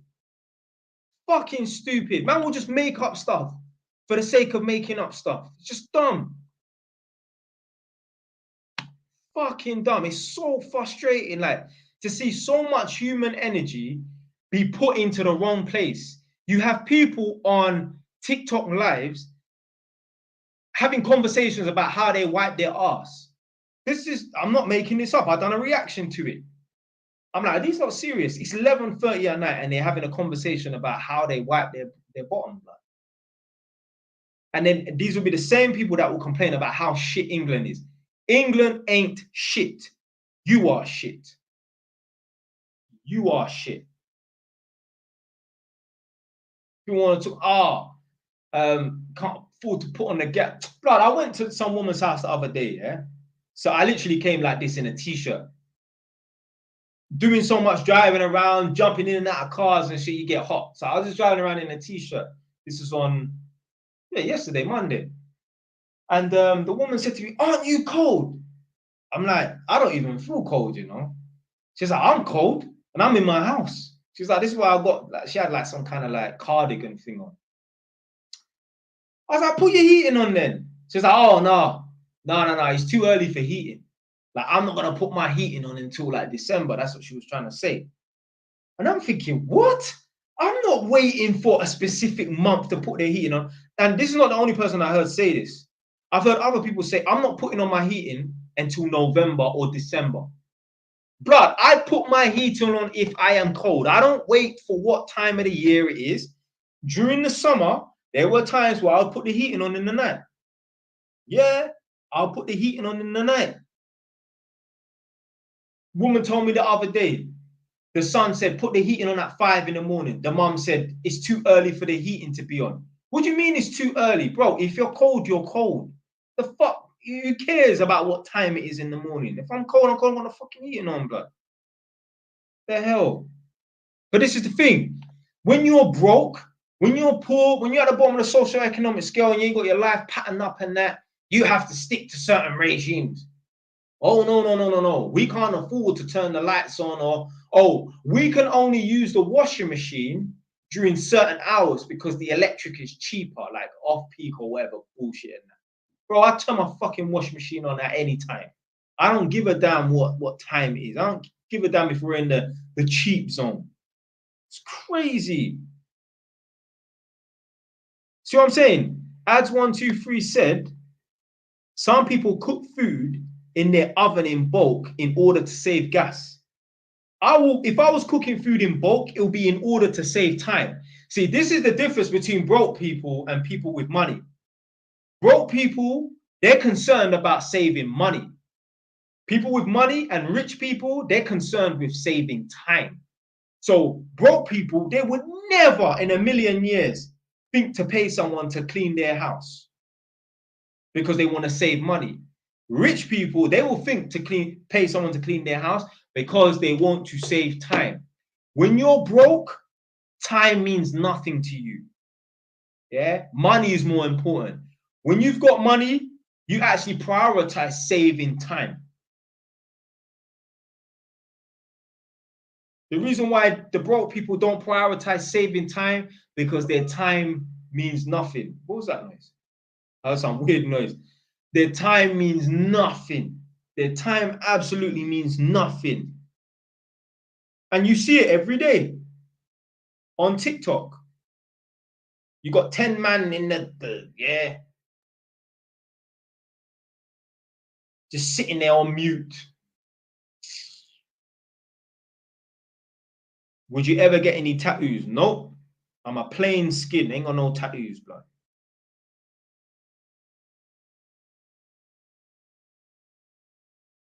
So it's just crazy, man. Time on this earth is limited.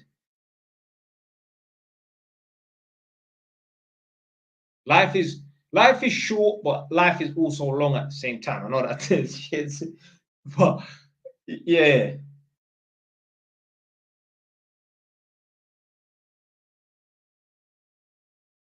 Man said scared of needles.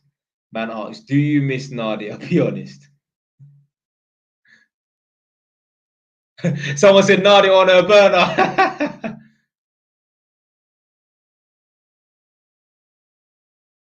What do you do to earn your money? I'm an electrical tester.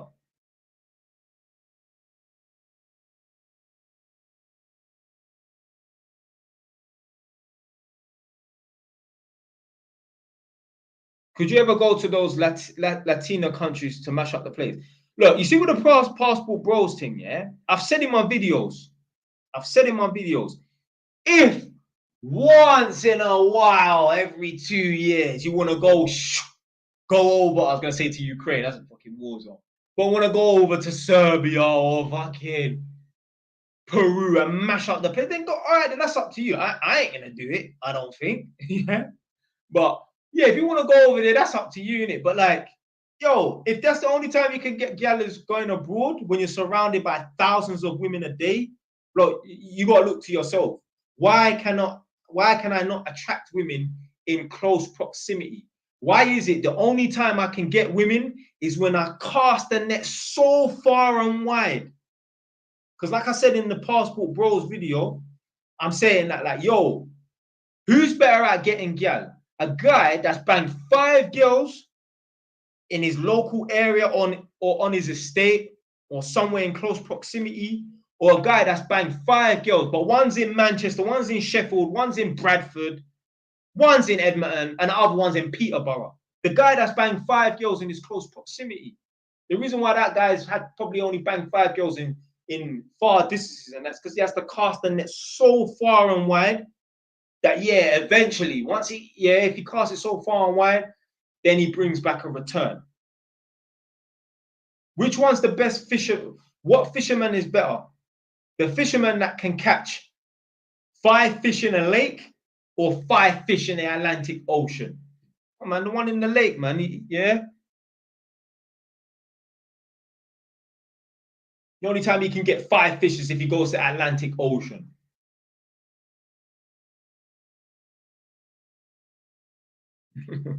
Miss T said fisherman.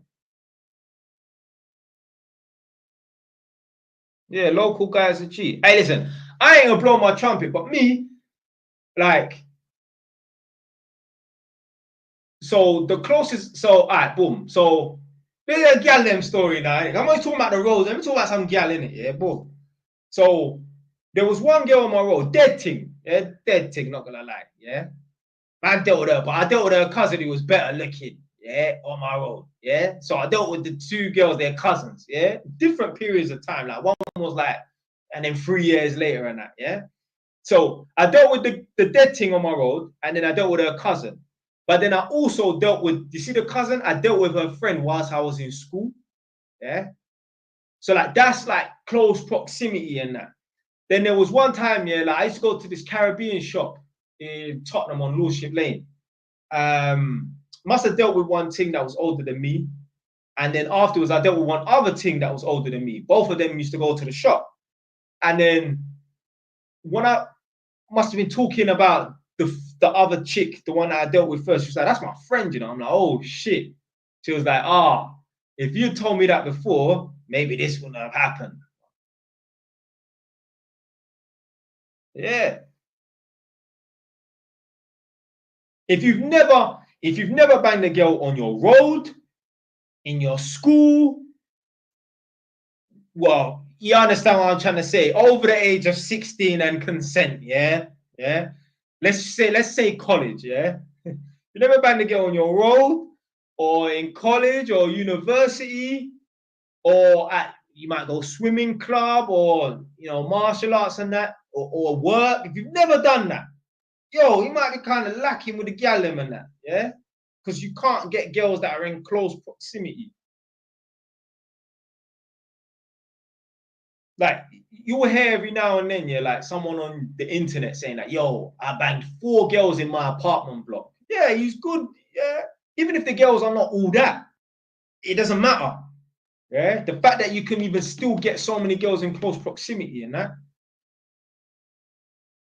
And that's the thing. If you're not getting girls that are, if the girls you're getting are not all that, then you just have to raise your looks. That's it. So you've got the charm to get girls and that. You just need to improve your looks. That's it. Oh, someone said advice for short guys. Blood, if you feel like, oh, because I'm short and that, that's a hindrance and that, and you can't get laid and that, well, then that's the fucking problem, my friend. That's the problem. Because these black pill idiots, yeah, will claim you ain't gonna get laid unless you're 6'4", you make 6 figures, yeah, you got 10 inches, if you get what I'm trying to say, and you got a jawline made out of ass clock granite. That's bullshit. I met one Jamaican man, yeah? He was a part of my team at that infamous Holborn job. This guy was 5'2". Yeah? You know them Jamaican man, you can't even understand what I'm saying, like, yeah? One older Jamaican man, yeah? 5'2". He's got 6 baby moms. Blood, don't tell me about, oh, I'm short and that. No. Now, obviously, you're going to be at more advantage being 6'4" or 6'5" or whatever and that. But blood, you can still get, yeah. Are there going to be some girls that are going to turn you down for being short? Yeah. But there's girls that are going to turn you down for being black. Girls will turn you down for being white. Girls will turn you down for not being a drug dealer. They only date drug dealers. Yeah. There's girls that will turn you down because you're a drug dealer. She only dates a legit man. Blood, girls will disqualify you over anything. Doesn't matter. You might have dreadlocks. I don't like guys with long hair. I only date guys with short hair. Fuck, man. Like, blood, you just got to play the numbers game, man. You got to play the numbers game. You are viewing yourself as a short man. Yeah? If it's affecting you that much, that's the problem.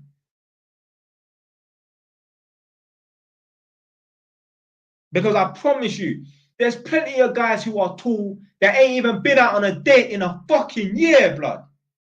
Ain't been out on a date in a year. Obviously, there was one time here, one girl must have said to me, I think I even posted up the video yesterday or today, you know. She must have said to me, like, this is on the dating website and that. She said, I said, yeah, come check me in it. She was like, hold on a minute, how tall are you? I said, 5'9". She was like, nah, if you said you were 6 foot, I would have came down to see you. But because you're 5'9", hey, it's cool. Cool. I didn't get angry. I'm like, this is funny. That's it. And I don't have that attitude, oh, well, you're missing out. Nah, hey, it is what it is, isn't it?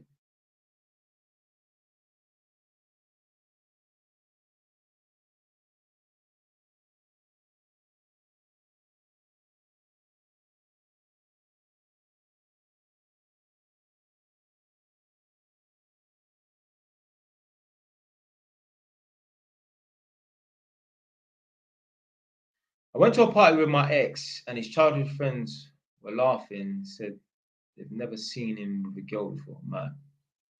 Someone said, I've got 6 baby mums. Fucking hell. Ain't nothing to be proud of, my friend, man.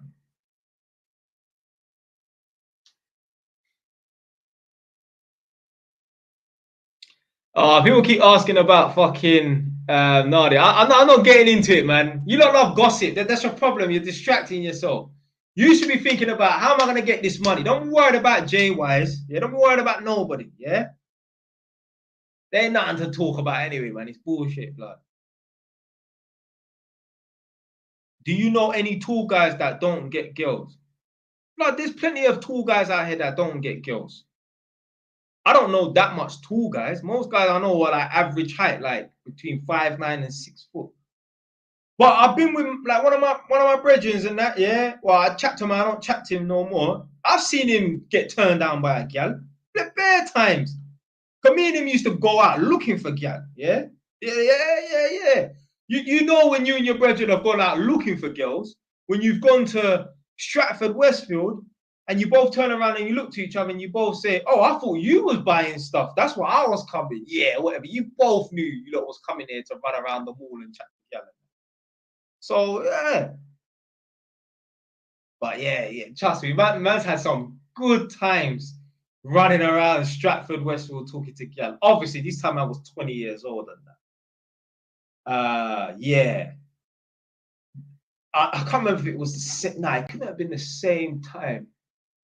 But there was one chick, one mixture. There was these two chicks, yeah. They were from Liverpool, yeah.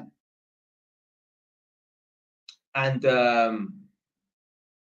yeah, obviously, man spotted them. So man start walking quickly and that. You know they one day. You know that fast-paced walk, that unnatural fast-paced walk, yeah. Anyway, man's pulled up on these things. Now, these times I'm 20, the chicks, or yeah, 20, 21, yeah. I don't even think I was driving. Nah, I wasn't even driving these times. Yeah. Pull up on the chick, yeah, chatting to them, whatever. And the girl said, "Listen, I'm engaged, I'm getting married soon, innit?" I was like, "Damn right, you're getting married." Yo, this thing was A1. Like, she even had freckles on her face. She even had freckles on her chest, boy. Yeah. I remember, blood. A1, 5-star. 5-star. I remember there was one redhead thing, so she was quite big back. Yeah, man had fun running around the mall, chatting together. Yeah, boy.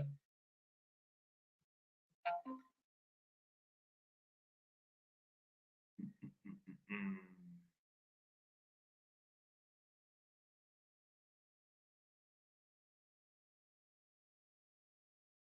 Can you talk about how getting money increases confidence? I mean, if you're getting money, that probably means you're winning. And when you're winning, you're going to be more confident. If they actually done like brain scans on footballers before, during, and after a game, I guarantee you, yeah, the football team that won, I guarantee you, whatever they could measure confidence in, that would be at a higher level after they've beaten the other team, especially if it was a team that was a difficult team. Let's say that Ajax is going to go up against, I don't know, Barcelona, yeah, during the Champions League. Their confidence is going to be high, especially if it's a team that's an underdog as well. Let's say like Inter Milan versus fucking, I don't know, MK Dons or something mad like that. That would never happen. And MK Dons won. Yo, hey, their confidence there will go up. So to get confident, you have to start winning. You have to start winning. You have to, and how do you win? You challenge yourself.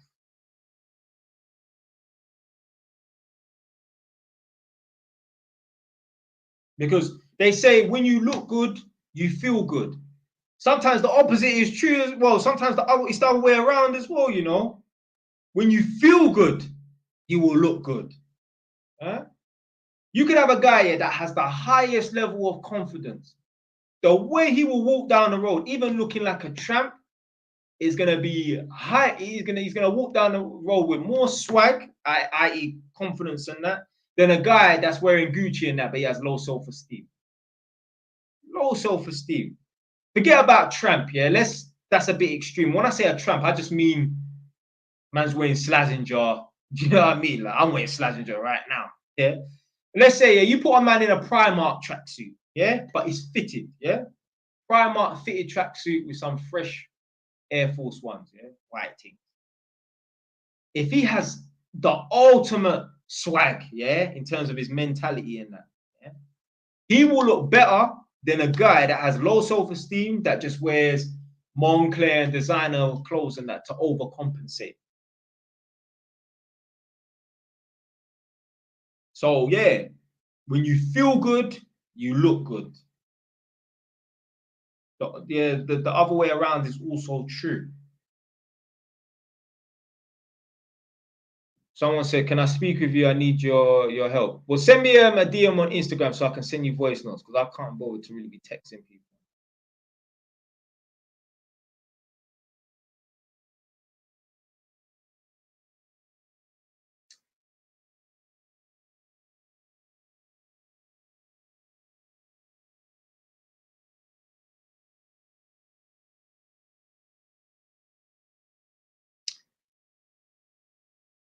I said, why are you single? Can you not handle relationship? Long story, my friend.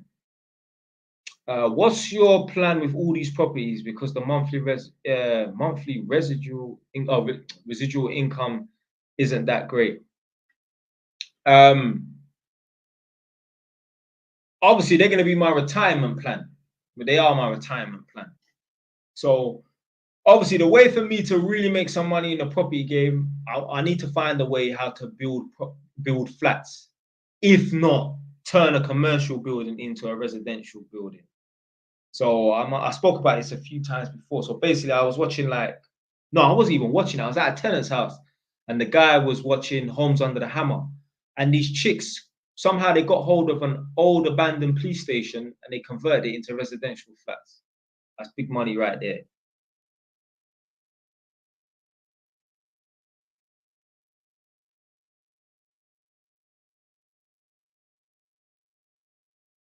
You're not interested in HMOs? Well, I mean, yeah, you should. I only recommend people to rent out rooms, to be fair.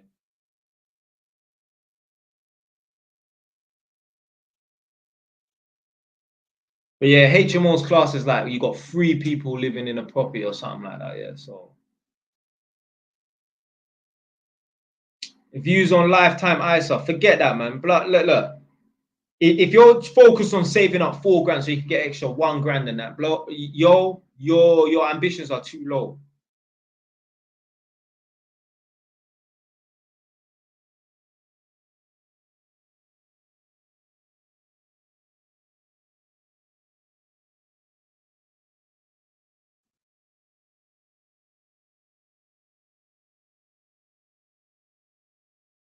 But you can use it anyway to buy it as a first-time buyer. Fam, you know what, yeah? Every little helps in that, but £1,000 is nothing to me.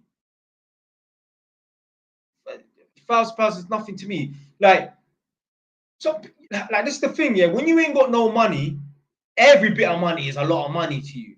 You see, when you got money, I ain't fucking rich. What I'm saying, I got a lot of money in that, yeah.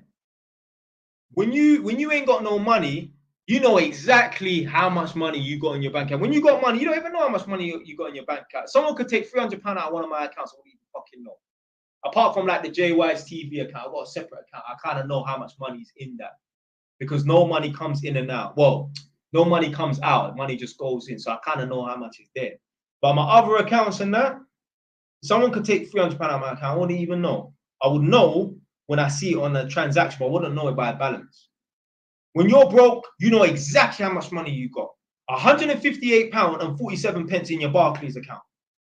You know exactly how much money you got.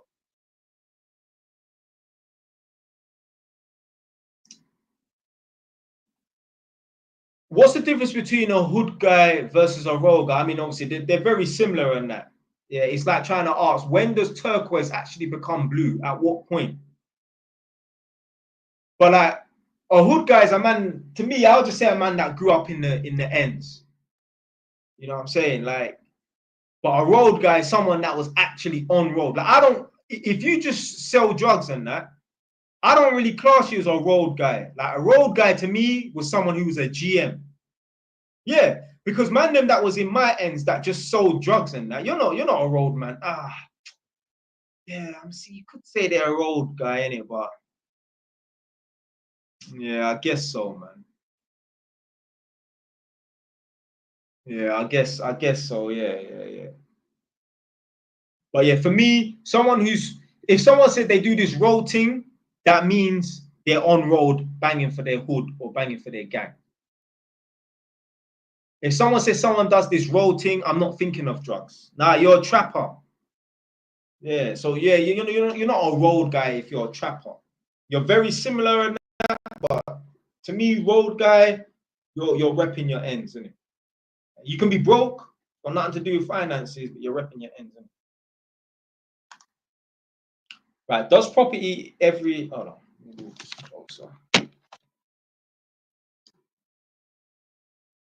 It's £20 an hour at 20 decent. Yeah, it's all right, yeah. The only thing is you have to work 10 hours a day to get £200, which shouldn't be a problem. You're 20 years old, you should be doing fucking 60, 70 hours a week, no problem. You ain't got no kids. I mean, if you got a girlfriend, fucking no disrespect to you, but yeah, if you got a girlfriend, put her on a back burner. Yeah. She can see you a couple of hours a week. Yeah. Let's stop spamming the chat, blood. Does property double every 10 years in Birmingham? Well, allegedly in England, properties double every 10 years. Allegedly in England. So, will that be the case for this house here? Hold on. So, I bought this house here for basically 140. In 3 years' time, this house won't be worth 280. I don't think so. Something would have to happen, like they build another, or yeah, they build a next train line that's some express train straight from Northampton to London. It's 30 minutes. It's the bullet train, some Japanese bullet train or something. Then the house price will go up. But until that happens, nah. This house here is worth 210 or something like that. It's not going to be worth 280 in 3 years' time, because 3 years' time will be 10 years since I had the property.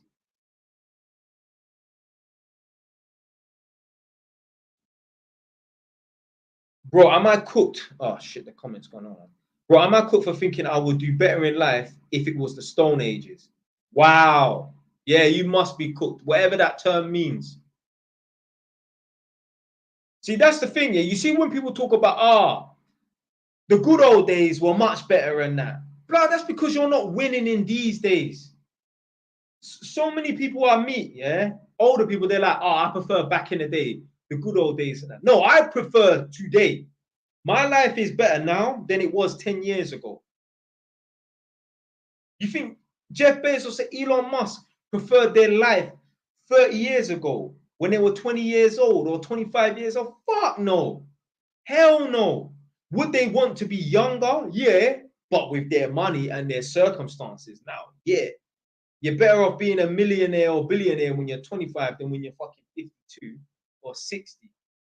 But when man talk about life was better back in the day, I prefer back in the day. Bro, that's because you're not winning now. Obviously, it's nice to reminisce about when you was a youth man playing runouts and you used to run through Edmonton Green and that. Yeah, I get that. Yeah, or fighting on the bus with your school friends and that. Yeah, I get that. Throwing eggs at buses and shit. I get that. But blood, my life, I prefer these times. My life is better now. Yo, I'm gonna have to block you, my friend. You can't keep spamming the chat, yeah?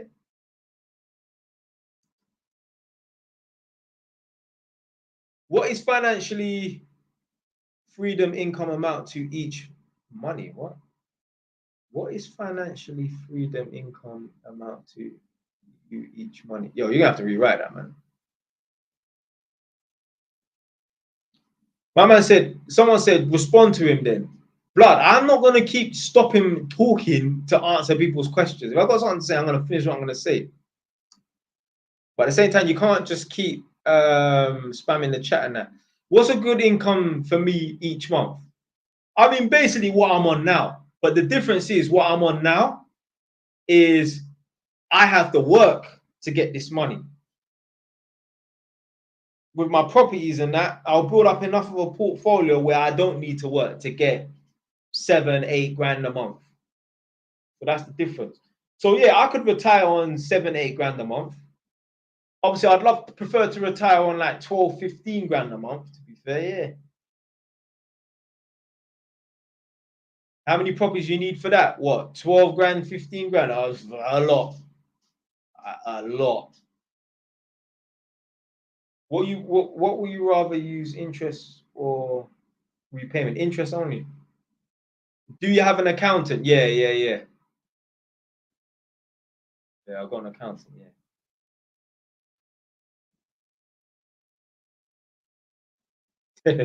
Miss T said 30, you know.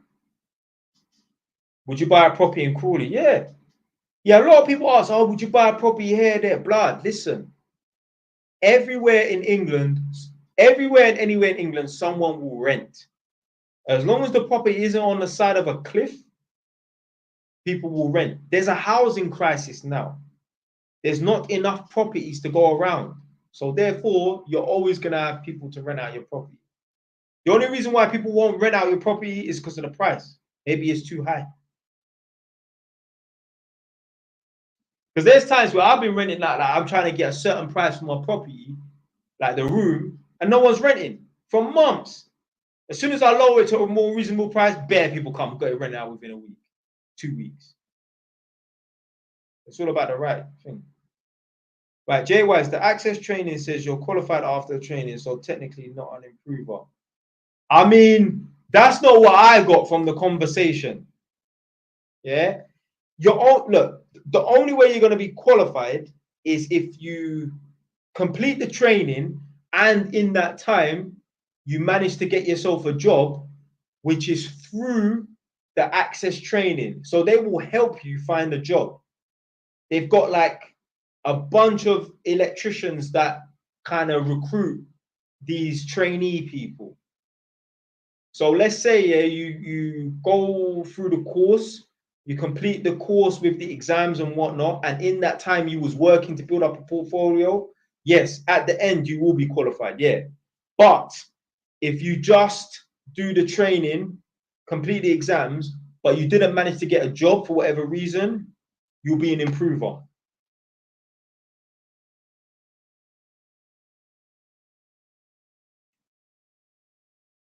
Do your finance and do you finance and does monthly mortgage payment go up drastically?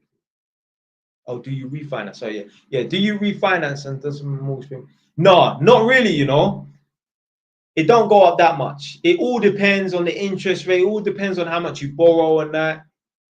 But it don't go up by that much. Obviously, in this current climate, it might go up by a little bit more than it would, obviously, with the older interest rates and that. But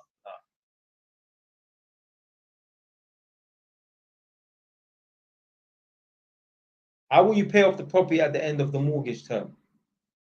Yeah, with the interest-only properties, you'd sell them. So you have to sell them.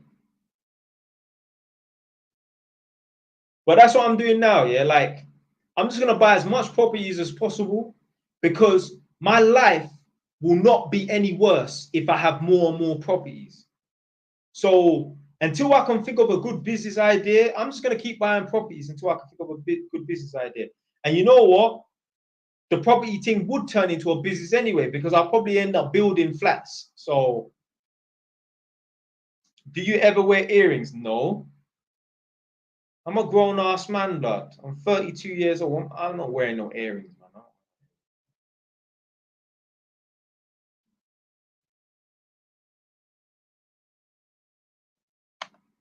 Do you know what, yeah? Do you know, it probably was you that asked this question before. How does one become more dominant, more masculine when one is passive-aggressive and soft by nature? You know what you need to do? You need to be more of a confrontational person. That doesn't mean getting into beef and that. But being passive is the opposite of confrontational. And you know what, yeah? Once you start becoming more confrontational and that, you got a problem with people and you address the situation, you will just exude certain energy. I'm telling you.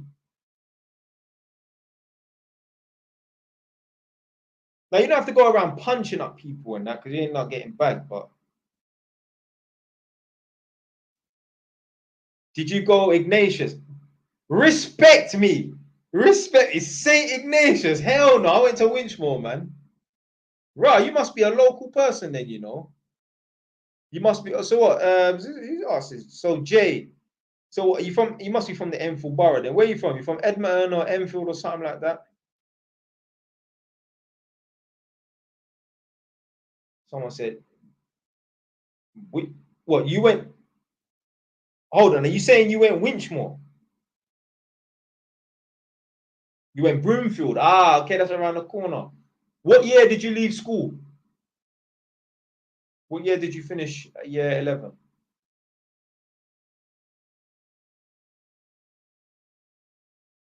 In 2 months, in 7 months' time. Oh, you're older than me. So you'll be a year above me, 2009. Okay. Yeah, if you left in 2009, then yeah, we'll be in the same year. Oh, so you must have went to school with that Blake Ute, and there was one big Ute called Ramaya or something like that, Hoodley or something like that. because I think they were in my year, but obviously they went to that school. I never knew them, but I heard about them still.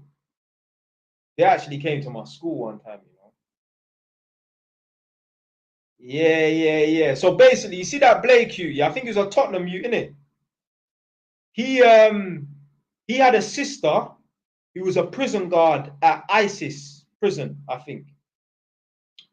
So when I was there, like there was this prison officer, yeah. So there was one Tottenham youth called Bullies. He was one of them Pyru youths. I used to chat to him. And there was one mixed race thing with green eyes and sort of like reddish ginger hair. She was bad still.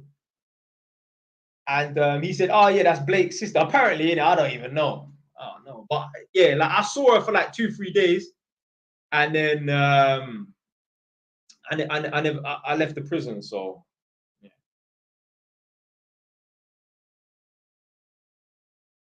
You say you got kicked out? Okay, yeah.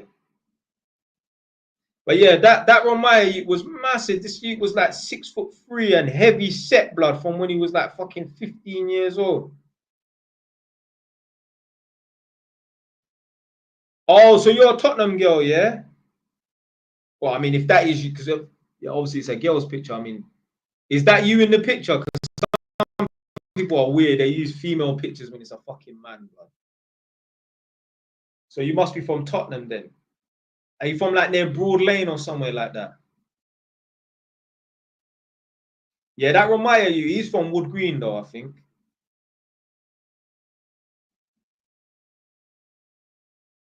Oh, you're from Lordship Lane. Okay. All right. Yeah, I was there the other day. I stopped off at that Shell petrol garage to get some money quickly because I was going Wood Green to the chicken and chip shop.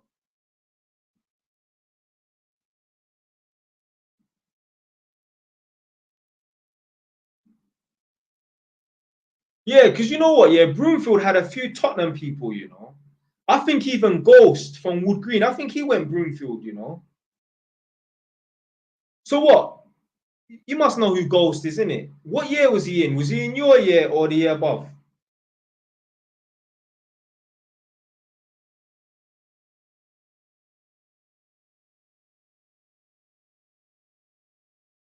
Oh, okay, so the year above me. Oh, okay. I'm trying to think who else went to Broomfield because I don't know. I don't know who else went to Broomfield. That's man's generation, but like, yeah, the only people that I would like names I would know would be like obviously like Ghost, like that remind you and think. Yeah, that's it really. Obviously, couple G's went to St. Thomas More and that. Okay, me big up Natty. Yeah. Someone said who's Ghost? He goes by the name of GK. He's from Wood Green, but his name's Ghost. That's he went to school with Charlie Biggs. Oh, you know, I think I remember. I think he was a year above me. You know, I think I remember him still.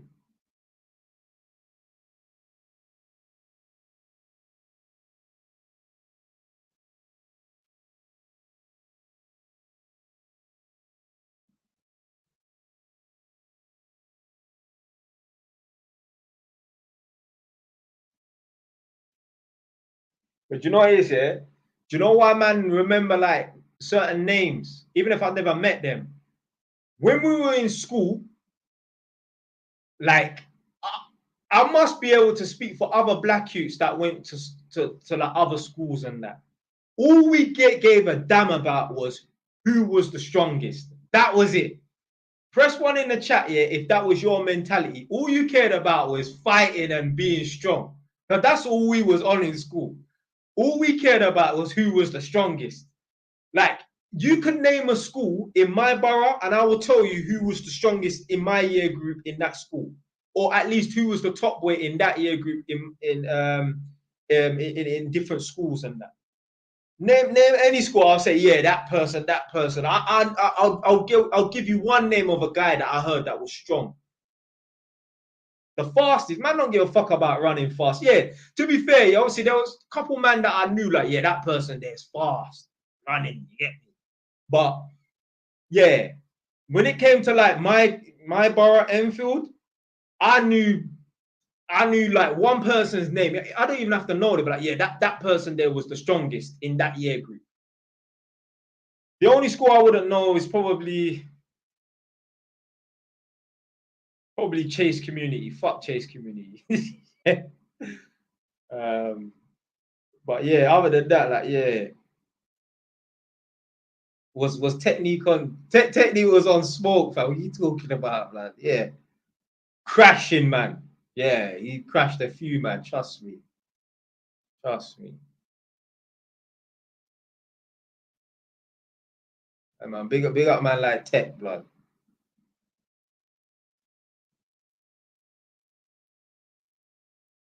Who was the strongest in St. Ignatius? Probably Revenge.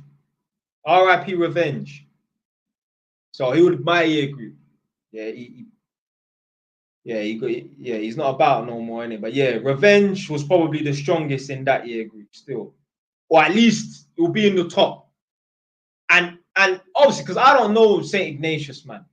Because I'm not from that side of the borough. I'm from Edmonton. I went to Winchmore School. So man's on this side of the borough, innit?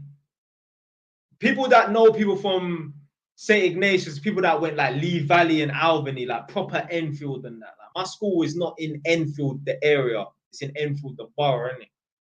But yeah, probably Revenge. I mean, I don't know. Like, I heard about one youth called Joel that like he's from Farm, I think. I don't know, but I just heard about him in it. Like he was one of the top boys in that year. Yeah, I don't know what he was on, but yeah, Revenge. Yeah, he was strong. You could just tell when you see him. I see him one time. Still, there was gonna be some beef that was gonna kick off. So basically, you know, like you have like the borough athletics. They had the borough athletics at Lee Valley, which is technically in Edmonton, N9. Yeah, like Pickett's Lock. So boom, we've all gone down there, innit? Yeah. And there's quite a few of us there, innit? Technique was there, so Lionel was there, Tion Wayne was there, Dylan was there, got Revenge and a couple Ignatius man was there. Then some NAE newts came. It was gonna kick off and that, but man, they were just chatting in it. Yeah, and then yeah, it just got squashed and that. But yeah, it was gonna kick off because there was bare man that had little issues and passes with people, and it easily could have kicked off, but it didn't for some reason. But like, yeah, it was like, what you saying? You good? Yeah, yeah, I'm good. One of them, no one threw the first punch or nothing in it, but yeah, it was one of them ones there still. Who do you know from Salisbury? So like, yeah, couple of my DA brothers and that, innit? So Tech, Master Can, big up Legend, big up man like Kevin, big up Legend, big up man like Jason. Who else went? Who else went Salisbury? Big up man like Nos, Arnold. Who else went Salisbury? I think.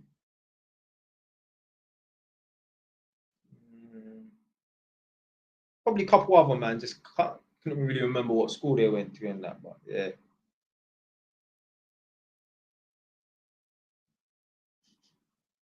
I said your mouth as well.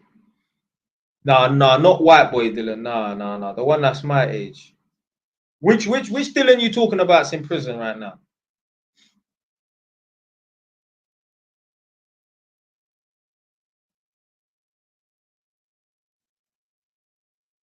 Do you know someone called Daniel Fraser? Nah. Oh, okay. Is he in jail? Yeah. Oh, dude. Oh, okay. I didn't even know.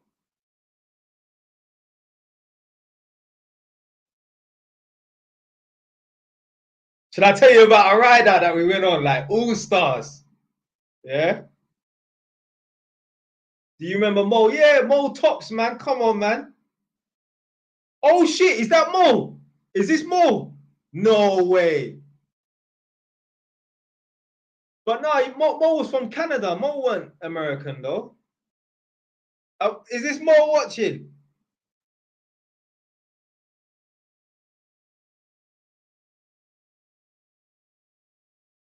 Oh, you need to verify. Is this Mo watching? Nah, it's not you. Yeah, big up Mo Tops, man. Yeah, he wasn't American, he's from Canada. He's from Canada still.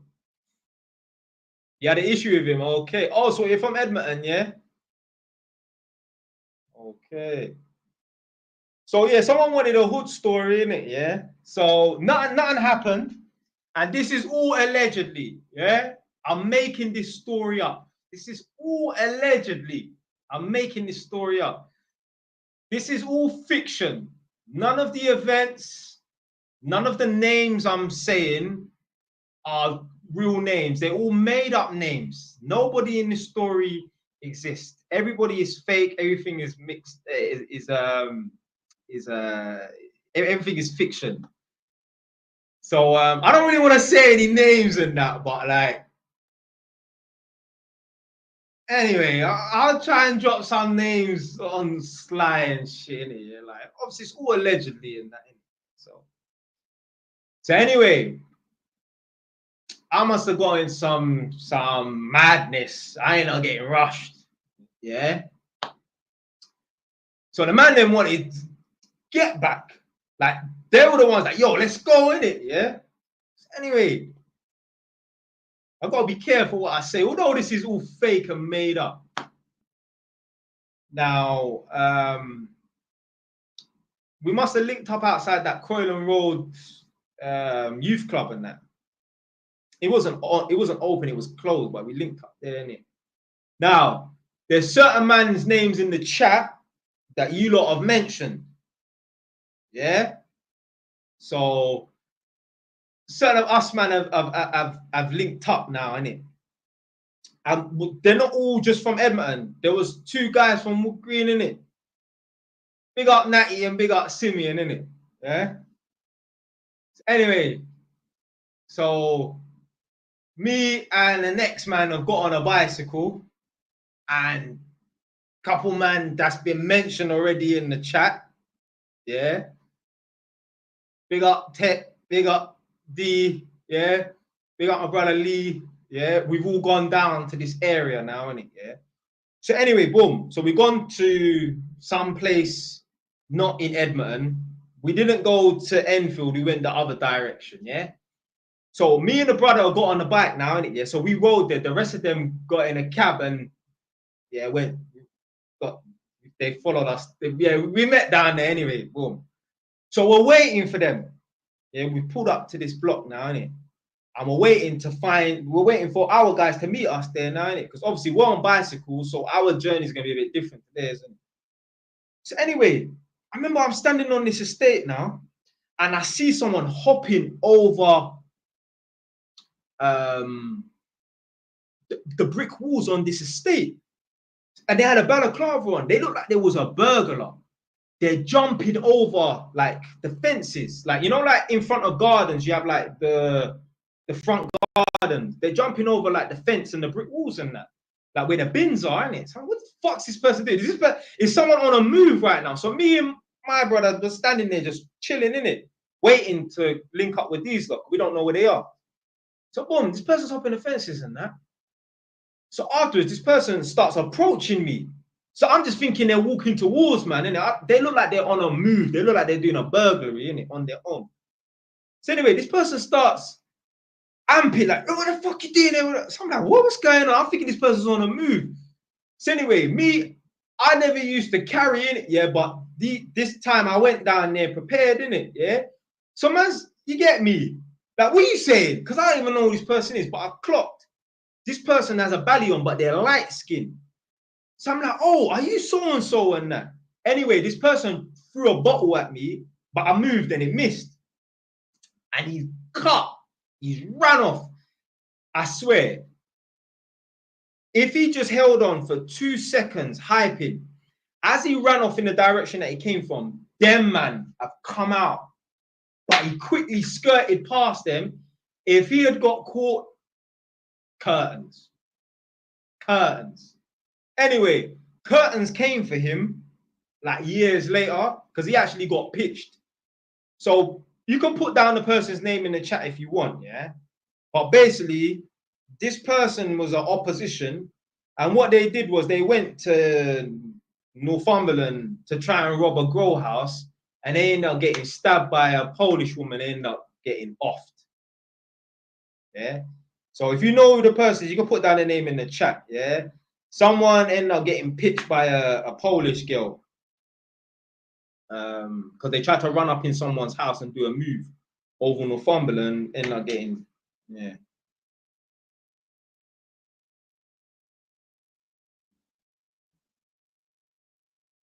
But yeah, that, yeah. I said, was it Nadia? Yeah, that was a proper link up still, like, yeah. Dream team, you know.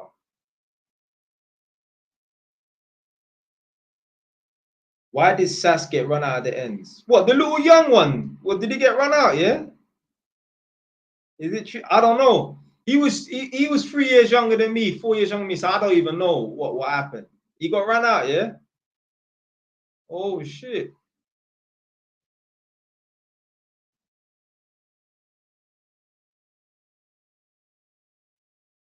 Were you about when Spider snitched? I don't know who Spider is, no. That's why he ain't around. I mean, blood, he would be like fucking 26, 27. I don't expect him to be around, man. I've got a BMW engineering apprenticeship, but I feel so tired and destroyed. Fam, you gotta do it, man. You know Walbrook House. Ain't that the fucking tower block that's on Bouncers Road? Or is that the one that's near North Middlesex Hospital? There's one called Walbrook. It's either the one that's on Bouncers Road or the one that's near North Mid in NAE. Oh, North Mid. Yeah, I know. I remember one youth from my schools from around there still. Nah, I need to search this now.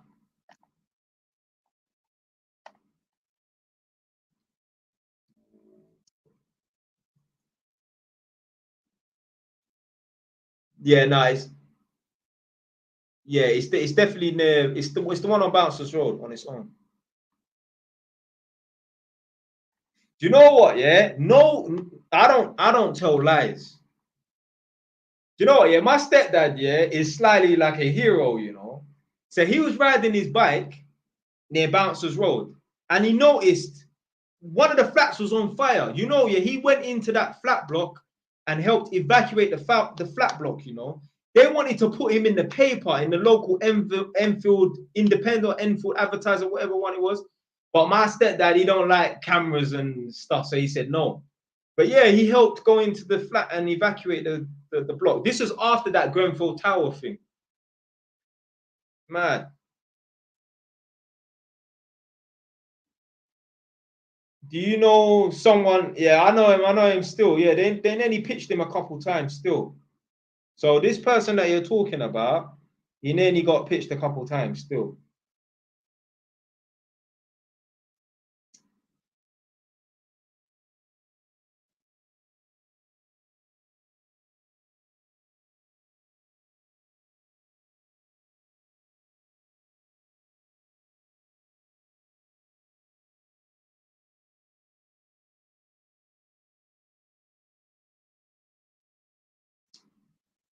Can you give us a house tour? I ain't about to do no house tours.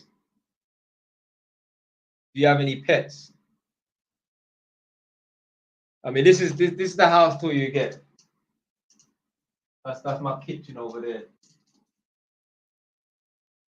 I haven't even got up, you know. I'm literally just sitting on my chair doing this. Do you remember Dizzy from IV? What, that Dizzy kid? Yeah, I remember him still. Have you ever been rushed? Yeah, I've been rushed a couple times. Yeah. Yeah, I've been rushed a couple times. Still.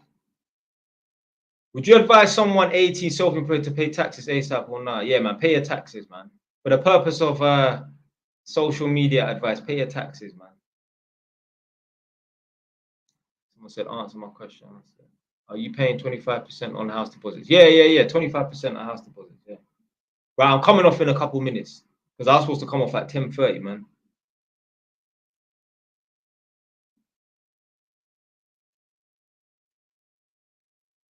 I know, 25% is mad. Should I go into nursing? Blood, you're a fucking man, blood. We doing nursing.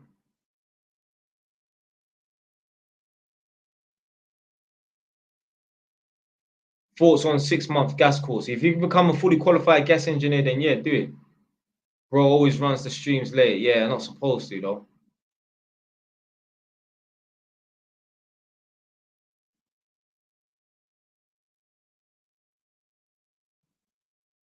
Was 41st on shit in your opinion? Who the fuck was 41st? Blood. 41st, maybe 41st is a block now, yeah, but before, fam, 41st weren't a block. Like, blood, that was just a part of the wider, like, yeah, it was just a part of the wider, it was just a part of the bits. Like, apparently, yeah, there's this road called Charlton Road. Like, yeah, and then Nightingale Road. Apparently, that's a block. Blood, that weren't no block when I was around back in the day. That was not a block. I remember, like, when I was in like my mid-20s, I remember I went around there to see some little young youths, and I'm like, oh, there's youths chilling around here. But I didn't think much of them or anything like that. But like, yeah. So yeah, I remember there was like some Marlies and that, but they were older than me, chilling around 41st and that. But they weren't a block. They weren't repping. They weren't repping. There was one older guy called Topper. He was like DA, but he was Somalian. I think he used to chill around there and that. Yeah, so he's older than me, like probably like 35, 36 or something. But yeah, 41st weren't a block like that. Like 41st weren't a place like, oh yo, they well, blood. Fam, there's no way. Listen, put it this way, Edmonton was a playground for man. Just go anywhere, like, you know what I mean? Is it like you weren't like there was no one in my area that was like, oh yeah, you know, can't go over there and that. They were a part of the team, blood. When I was about in Edmonton, there was no block. Like, you see, like in Tottenham, you've got Farm, you've got Northumberland, you've got no. Edmonton was not like that. Well, N9 was not like that. It was just N9. That's it. There was no 41st has obviously every little like couple of estates and that had a couple man that would chill there, but they don't rep that block. It's not like that. It's not like that. There was just DA and camp, and that's it. And we were all together. Obviously, little in-house politics here and there, but there was no like, them man from over there and them man from over there. Nah. There was no. We just chill anywhere. Chill in Oswood. Some people might be chilling in 41st and that, but it was no like, this is the estate. Like, put it this way, Tottenham boys could not come anywhere and find man in a specific place. Like, yeah, we just go MPK, we just go Broadwell Farm. It didn't work that way. It's not like even Wood Green. Wood Green got the sandlings, they got the avenues and that. And man, them don't even chew on the avenues, I don't believe. You might find Wood Green youths around Commerce Road though. So Commerce Road is like, let's say, yeah, you come from Wood Green Station, you're heading towards Palmer's Green, there's a left turning, and I think there's like, is there a tower block there? I don't know. But there's a road called Commerce Road. I think that's a block.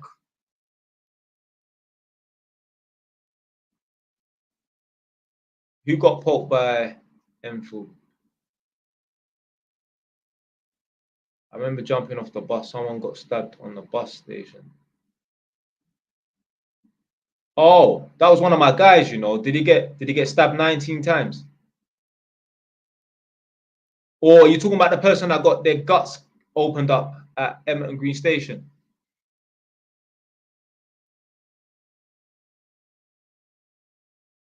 Well, obviously, there's been a few stabbings around Edmonton Green. One time, one of my guys got stabbed. Which one? Which one are you talking about? The guts or someone getting stabbed 19 times? Yeah. So basically, my guy, one of my guys, big up Kevin, big up Legend. Apparently, he helped push the bag. Ross, he was actually there, you know. I wonder who you are. Put your government name in the chat.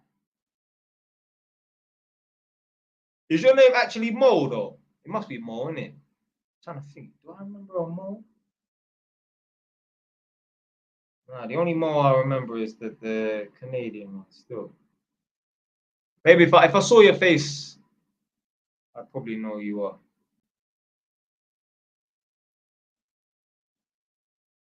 Almost like I was kicking ball with him, I'll be real.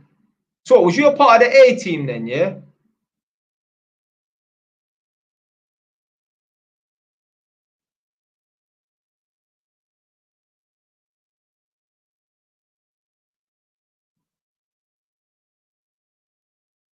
I mean, if she locked it off because the spark has gone, just leave it, man. Just leave it. Listen, these girls be fucking flimsy, man. Nah, I was just a hood rat back then. Oh, well, how old are you now then, Mo? I said Jubilee Park.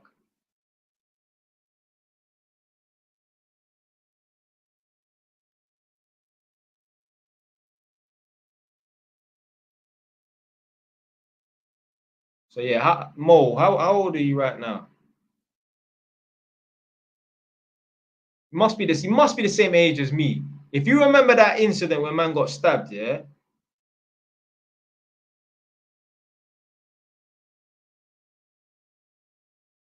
So basically, that was a mad situation. So basically, what happened was, yeah, there was some South youths on the bus, and they were heading towards Enfield because them Enfield youths they was linked up with some ABM youths, some South youths, and that innit. And I heard that the man them must have seen some youths on the bus, and they've jumped on the bus. And they ran upstairs to try and stick it on them. Apparently, there's 2 youths on the bus at the back. The man them's got on the bus. One of them tried to take out a hammer. One of the man them took the hammer off of him. And the other guy said, "Don't fuck with me." Yeah. Next thing you know, he just got up. Yeah. And everyone's run off the bus. I heard he's come off the bus at the bus station. I think a couple men tried to punch him and that. And he's just, ha, ha, ha. Next thing you know, someone's got ripped open. Yeah. And then he's looked down and his guts came out, something. But these times, yeah, I was coming from Hertford Regional College. And I can't remember who I was with. I was with that 2-3 man. We got a phone call. Yo, someone's just been opened up at the bus stop. Like, who the fuck's that? I ain't gonna say the person's name. I don't know if I mentioned the person's name already. I ain't gonna say his name. Begins with an N still, but I ain't gonna say his name. But yeah, he got cut open, fam. Yeah, that report there, with that story went around. Like they was talking about on Choice FM, blood. Like literally, I remember I was literally coming back from college on that day. But yeah, so yeah, them youths there, like they was linked up with some Enfield youths and that. So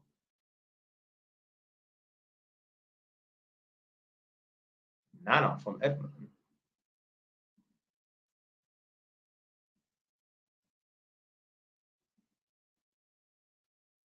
No, it weren't. No, his name's not Nana. No, it's not. His name's not Nana. Nah, it's not Nana. It's not an African name. It's a name that a lot of black men have. It's a more of a Western name. Do you know what? I've never met a white person with that name before. You know, I never met a white man with that name. No, it begins with an N still. South boys. No, it was an Edmonton youth that got cut open. How do I get on StreamYard? What do you mean? You saying you want to talk to me? I'm coming off now. Yeah. So yeah, this Grizzy person, they're spot on still. But the name is the shortened version of that name there. Yeah. Oh shoot, rah! This Mo person actually knows, you know. This Mo person actually knows still. Yeah, I think it was above there, innit? Shit. So what? Yo, Mo, how old are you? How old are you now anyway?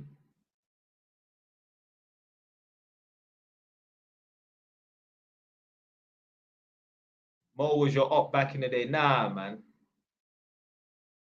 I didn't have no ops in my area. Can't say too much, but I'm close to your age. The only time I had any little foolishness is when I'll have a disagreement with one of my friends. So me and him would go back and forth and that. But I have no beef with anyone in my area. Nah, man. Nah. But I say can't say too much. I'm close to your age. Okay.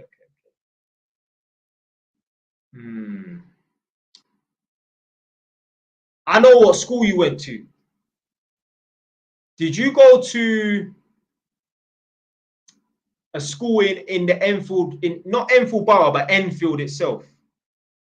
Because I'm not even gonna bait you up. Did you go to a school in Enfield itself? Nah, like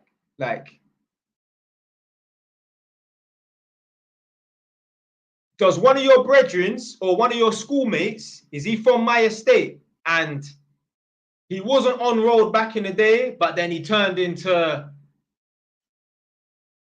top boy at the end sort of thing.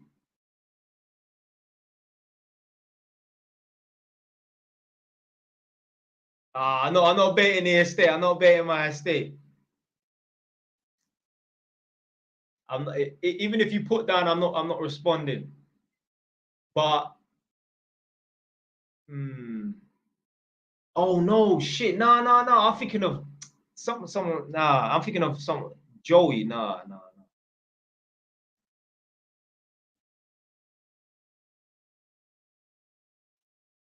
So Mo Talks, is your name actually Mo in real life? Or is it not? Because I don't think.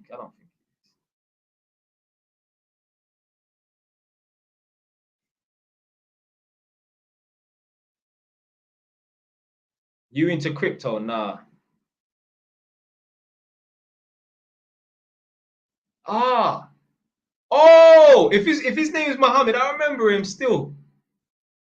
Let's see.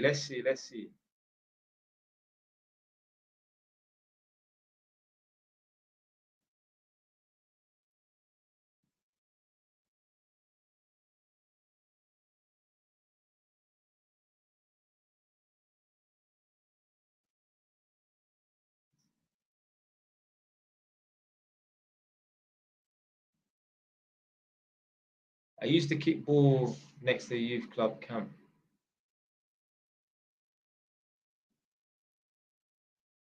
I said, you're not gonna know everyone ever. No, man, know a lot of people. Trust me. Someone said they saw me in Eddie. Saw me where in Edmonton? You could just be lying, fam. But I think I know who this Mo person is still. Are you Somali?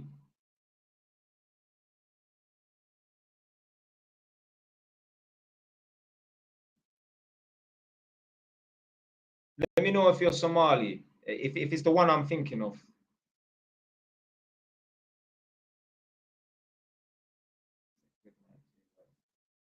We're saying about Chick King. Yeah, Chick King's all right still. Opinions on Eritreans. Yeah. Oh, Montel. Oh, I remember you, man. Bro, you've been to my house, blood. Does your mom's name begin with a B? Is your mom my mom's friend? No, don't. You lot don't laugh. It's not like that, man.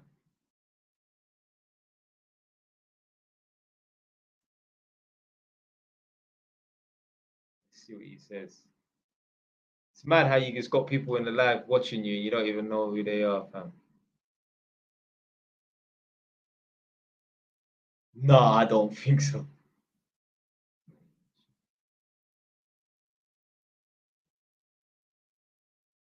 Yeah, but what I'm saying is, does your mom's name begin with a B? Because there's only one person in Edmonton with that name. I ain't gonna say your mom's name, but does your mom's name begin with a B? Nah. Oh, but there must be a next shoot called Montel from Edmonton then, because yeah, that was my mom's friend's son. If I saw your face, I'd probably know who you are anyway. I'd probably remember your face, especially if you're saying that you're close to my age. Like, put it this way, yeah, like I knew everyone's face in Edmonton. There was no one's face I didn't know, yeah. So basically, did you not hear about that time a guy beheaded a woman in her back garden on Nightingale Road?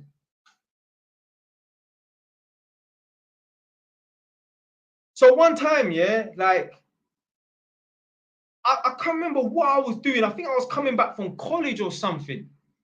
And when I got to Edmonton, there was a helicopter in the sky. And I think I heard a report on the news, or my mum said it, but someone told me, oh, I don't know how old the person was at the time, but it was like, a 26-year-old man has beheaded a woman in Edmonton, like around Nightingale Road. I'm like, what?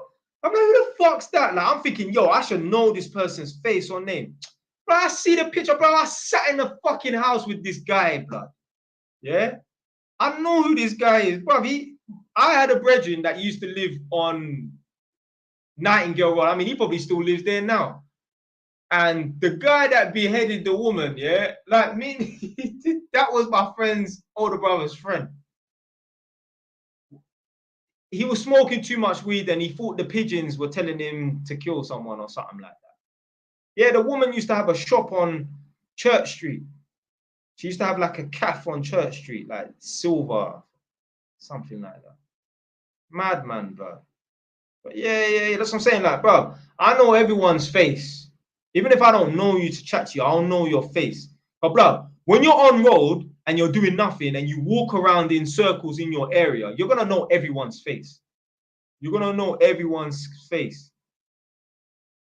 Now, the guy went Salisbury School. Obviously, it's probably called Nightingale Academy or some nonsense now. But yeah, he went to Salisbury School still. I'm not going to say his name, but I know his name. It also begins with an N as well. Yeah, but I'm not going to say his name. But yeah, he beheaded a woman, fam.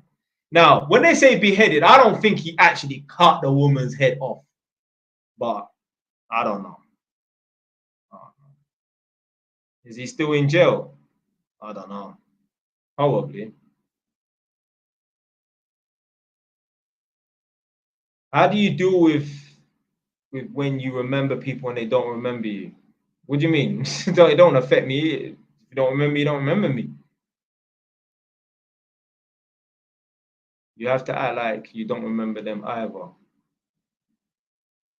I mean, I ain't gonna pretend. I ain't gonna pretend I don't remember someone. But yeah, I'm coming off in 1 minute. Fuck. 82-year-old woman, right? I don't know.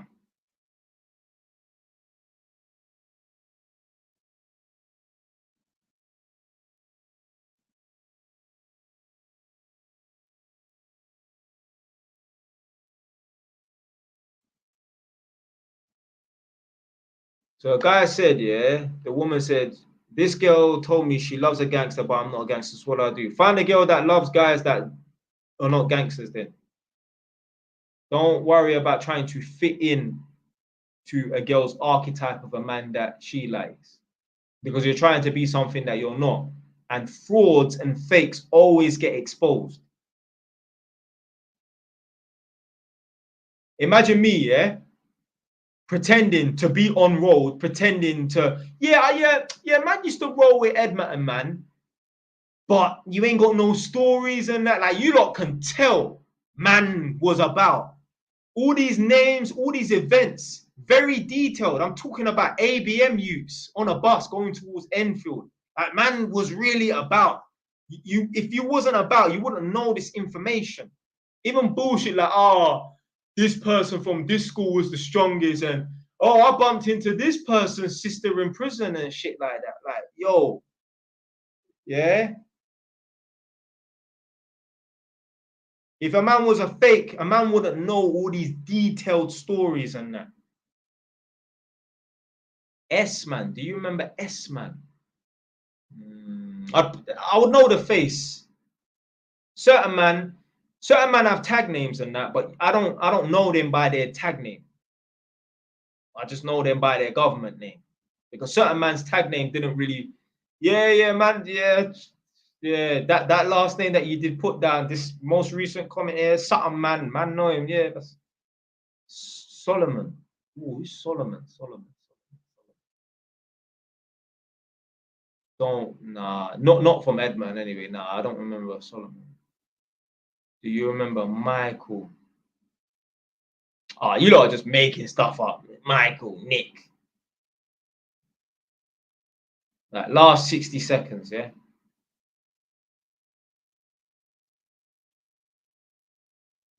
Oh, you know, little Lionel, yeah. Okay.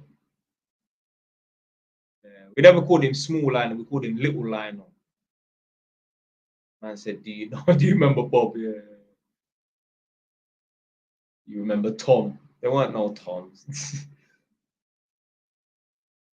Jay, you left the ends and never looked back. Fam, I'm always fam. What do you mean? Like, yeah, I'm never gonna be on road again. But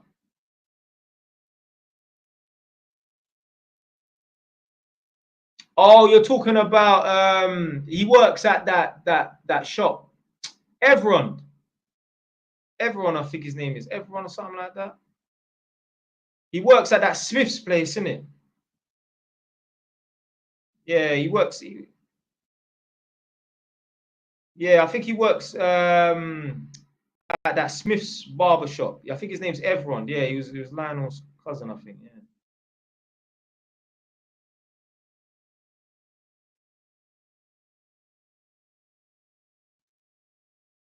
Yeah, I think he went Kingsmead or somewhere like that, one of them schools there.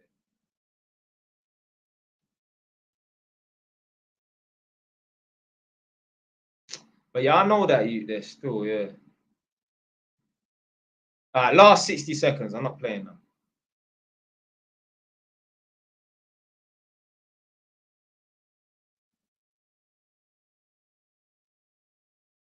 Gonna jump in the shower, freshen up for bed. It's me, man. Got fucking running to go to. I got to go running in the morning. Long. Man don't like it, hate it. But you know what? You gotta do things that you don't want to do. Think about it this way. Imagine you had no legs. Yeah? Imagine, yeah, let's say God exists. I don't believe in God, but let's say God exists. And let's say you was in a wheelchair and God said to you, I'll give you back the ability to walk, but your tariff is you have to go running every other day. No matter the weather, yeah, that's your tariff for having the ability to walk. If every person in a wheelchair right now, yeah, was granted the option to no longer be in a wheelchair and they can walk, they can run, whatever, they have the ability to use their legs. But God said to them, you have to go running every other day or stay in a wheelchair forever.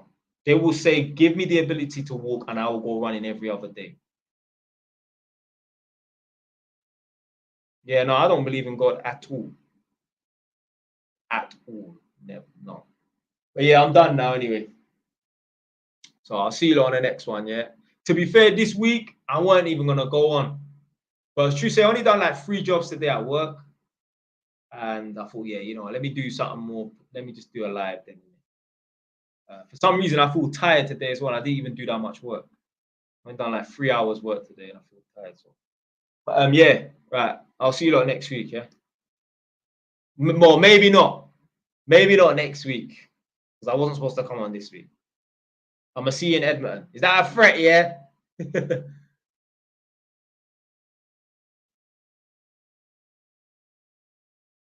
All right, you lot. I'll see you lot next time, yeah?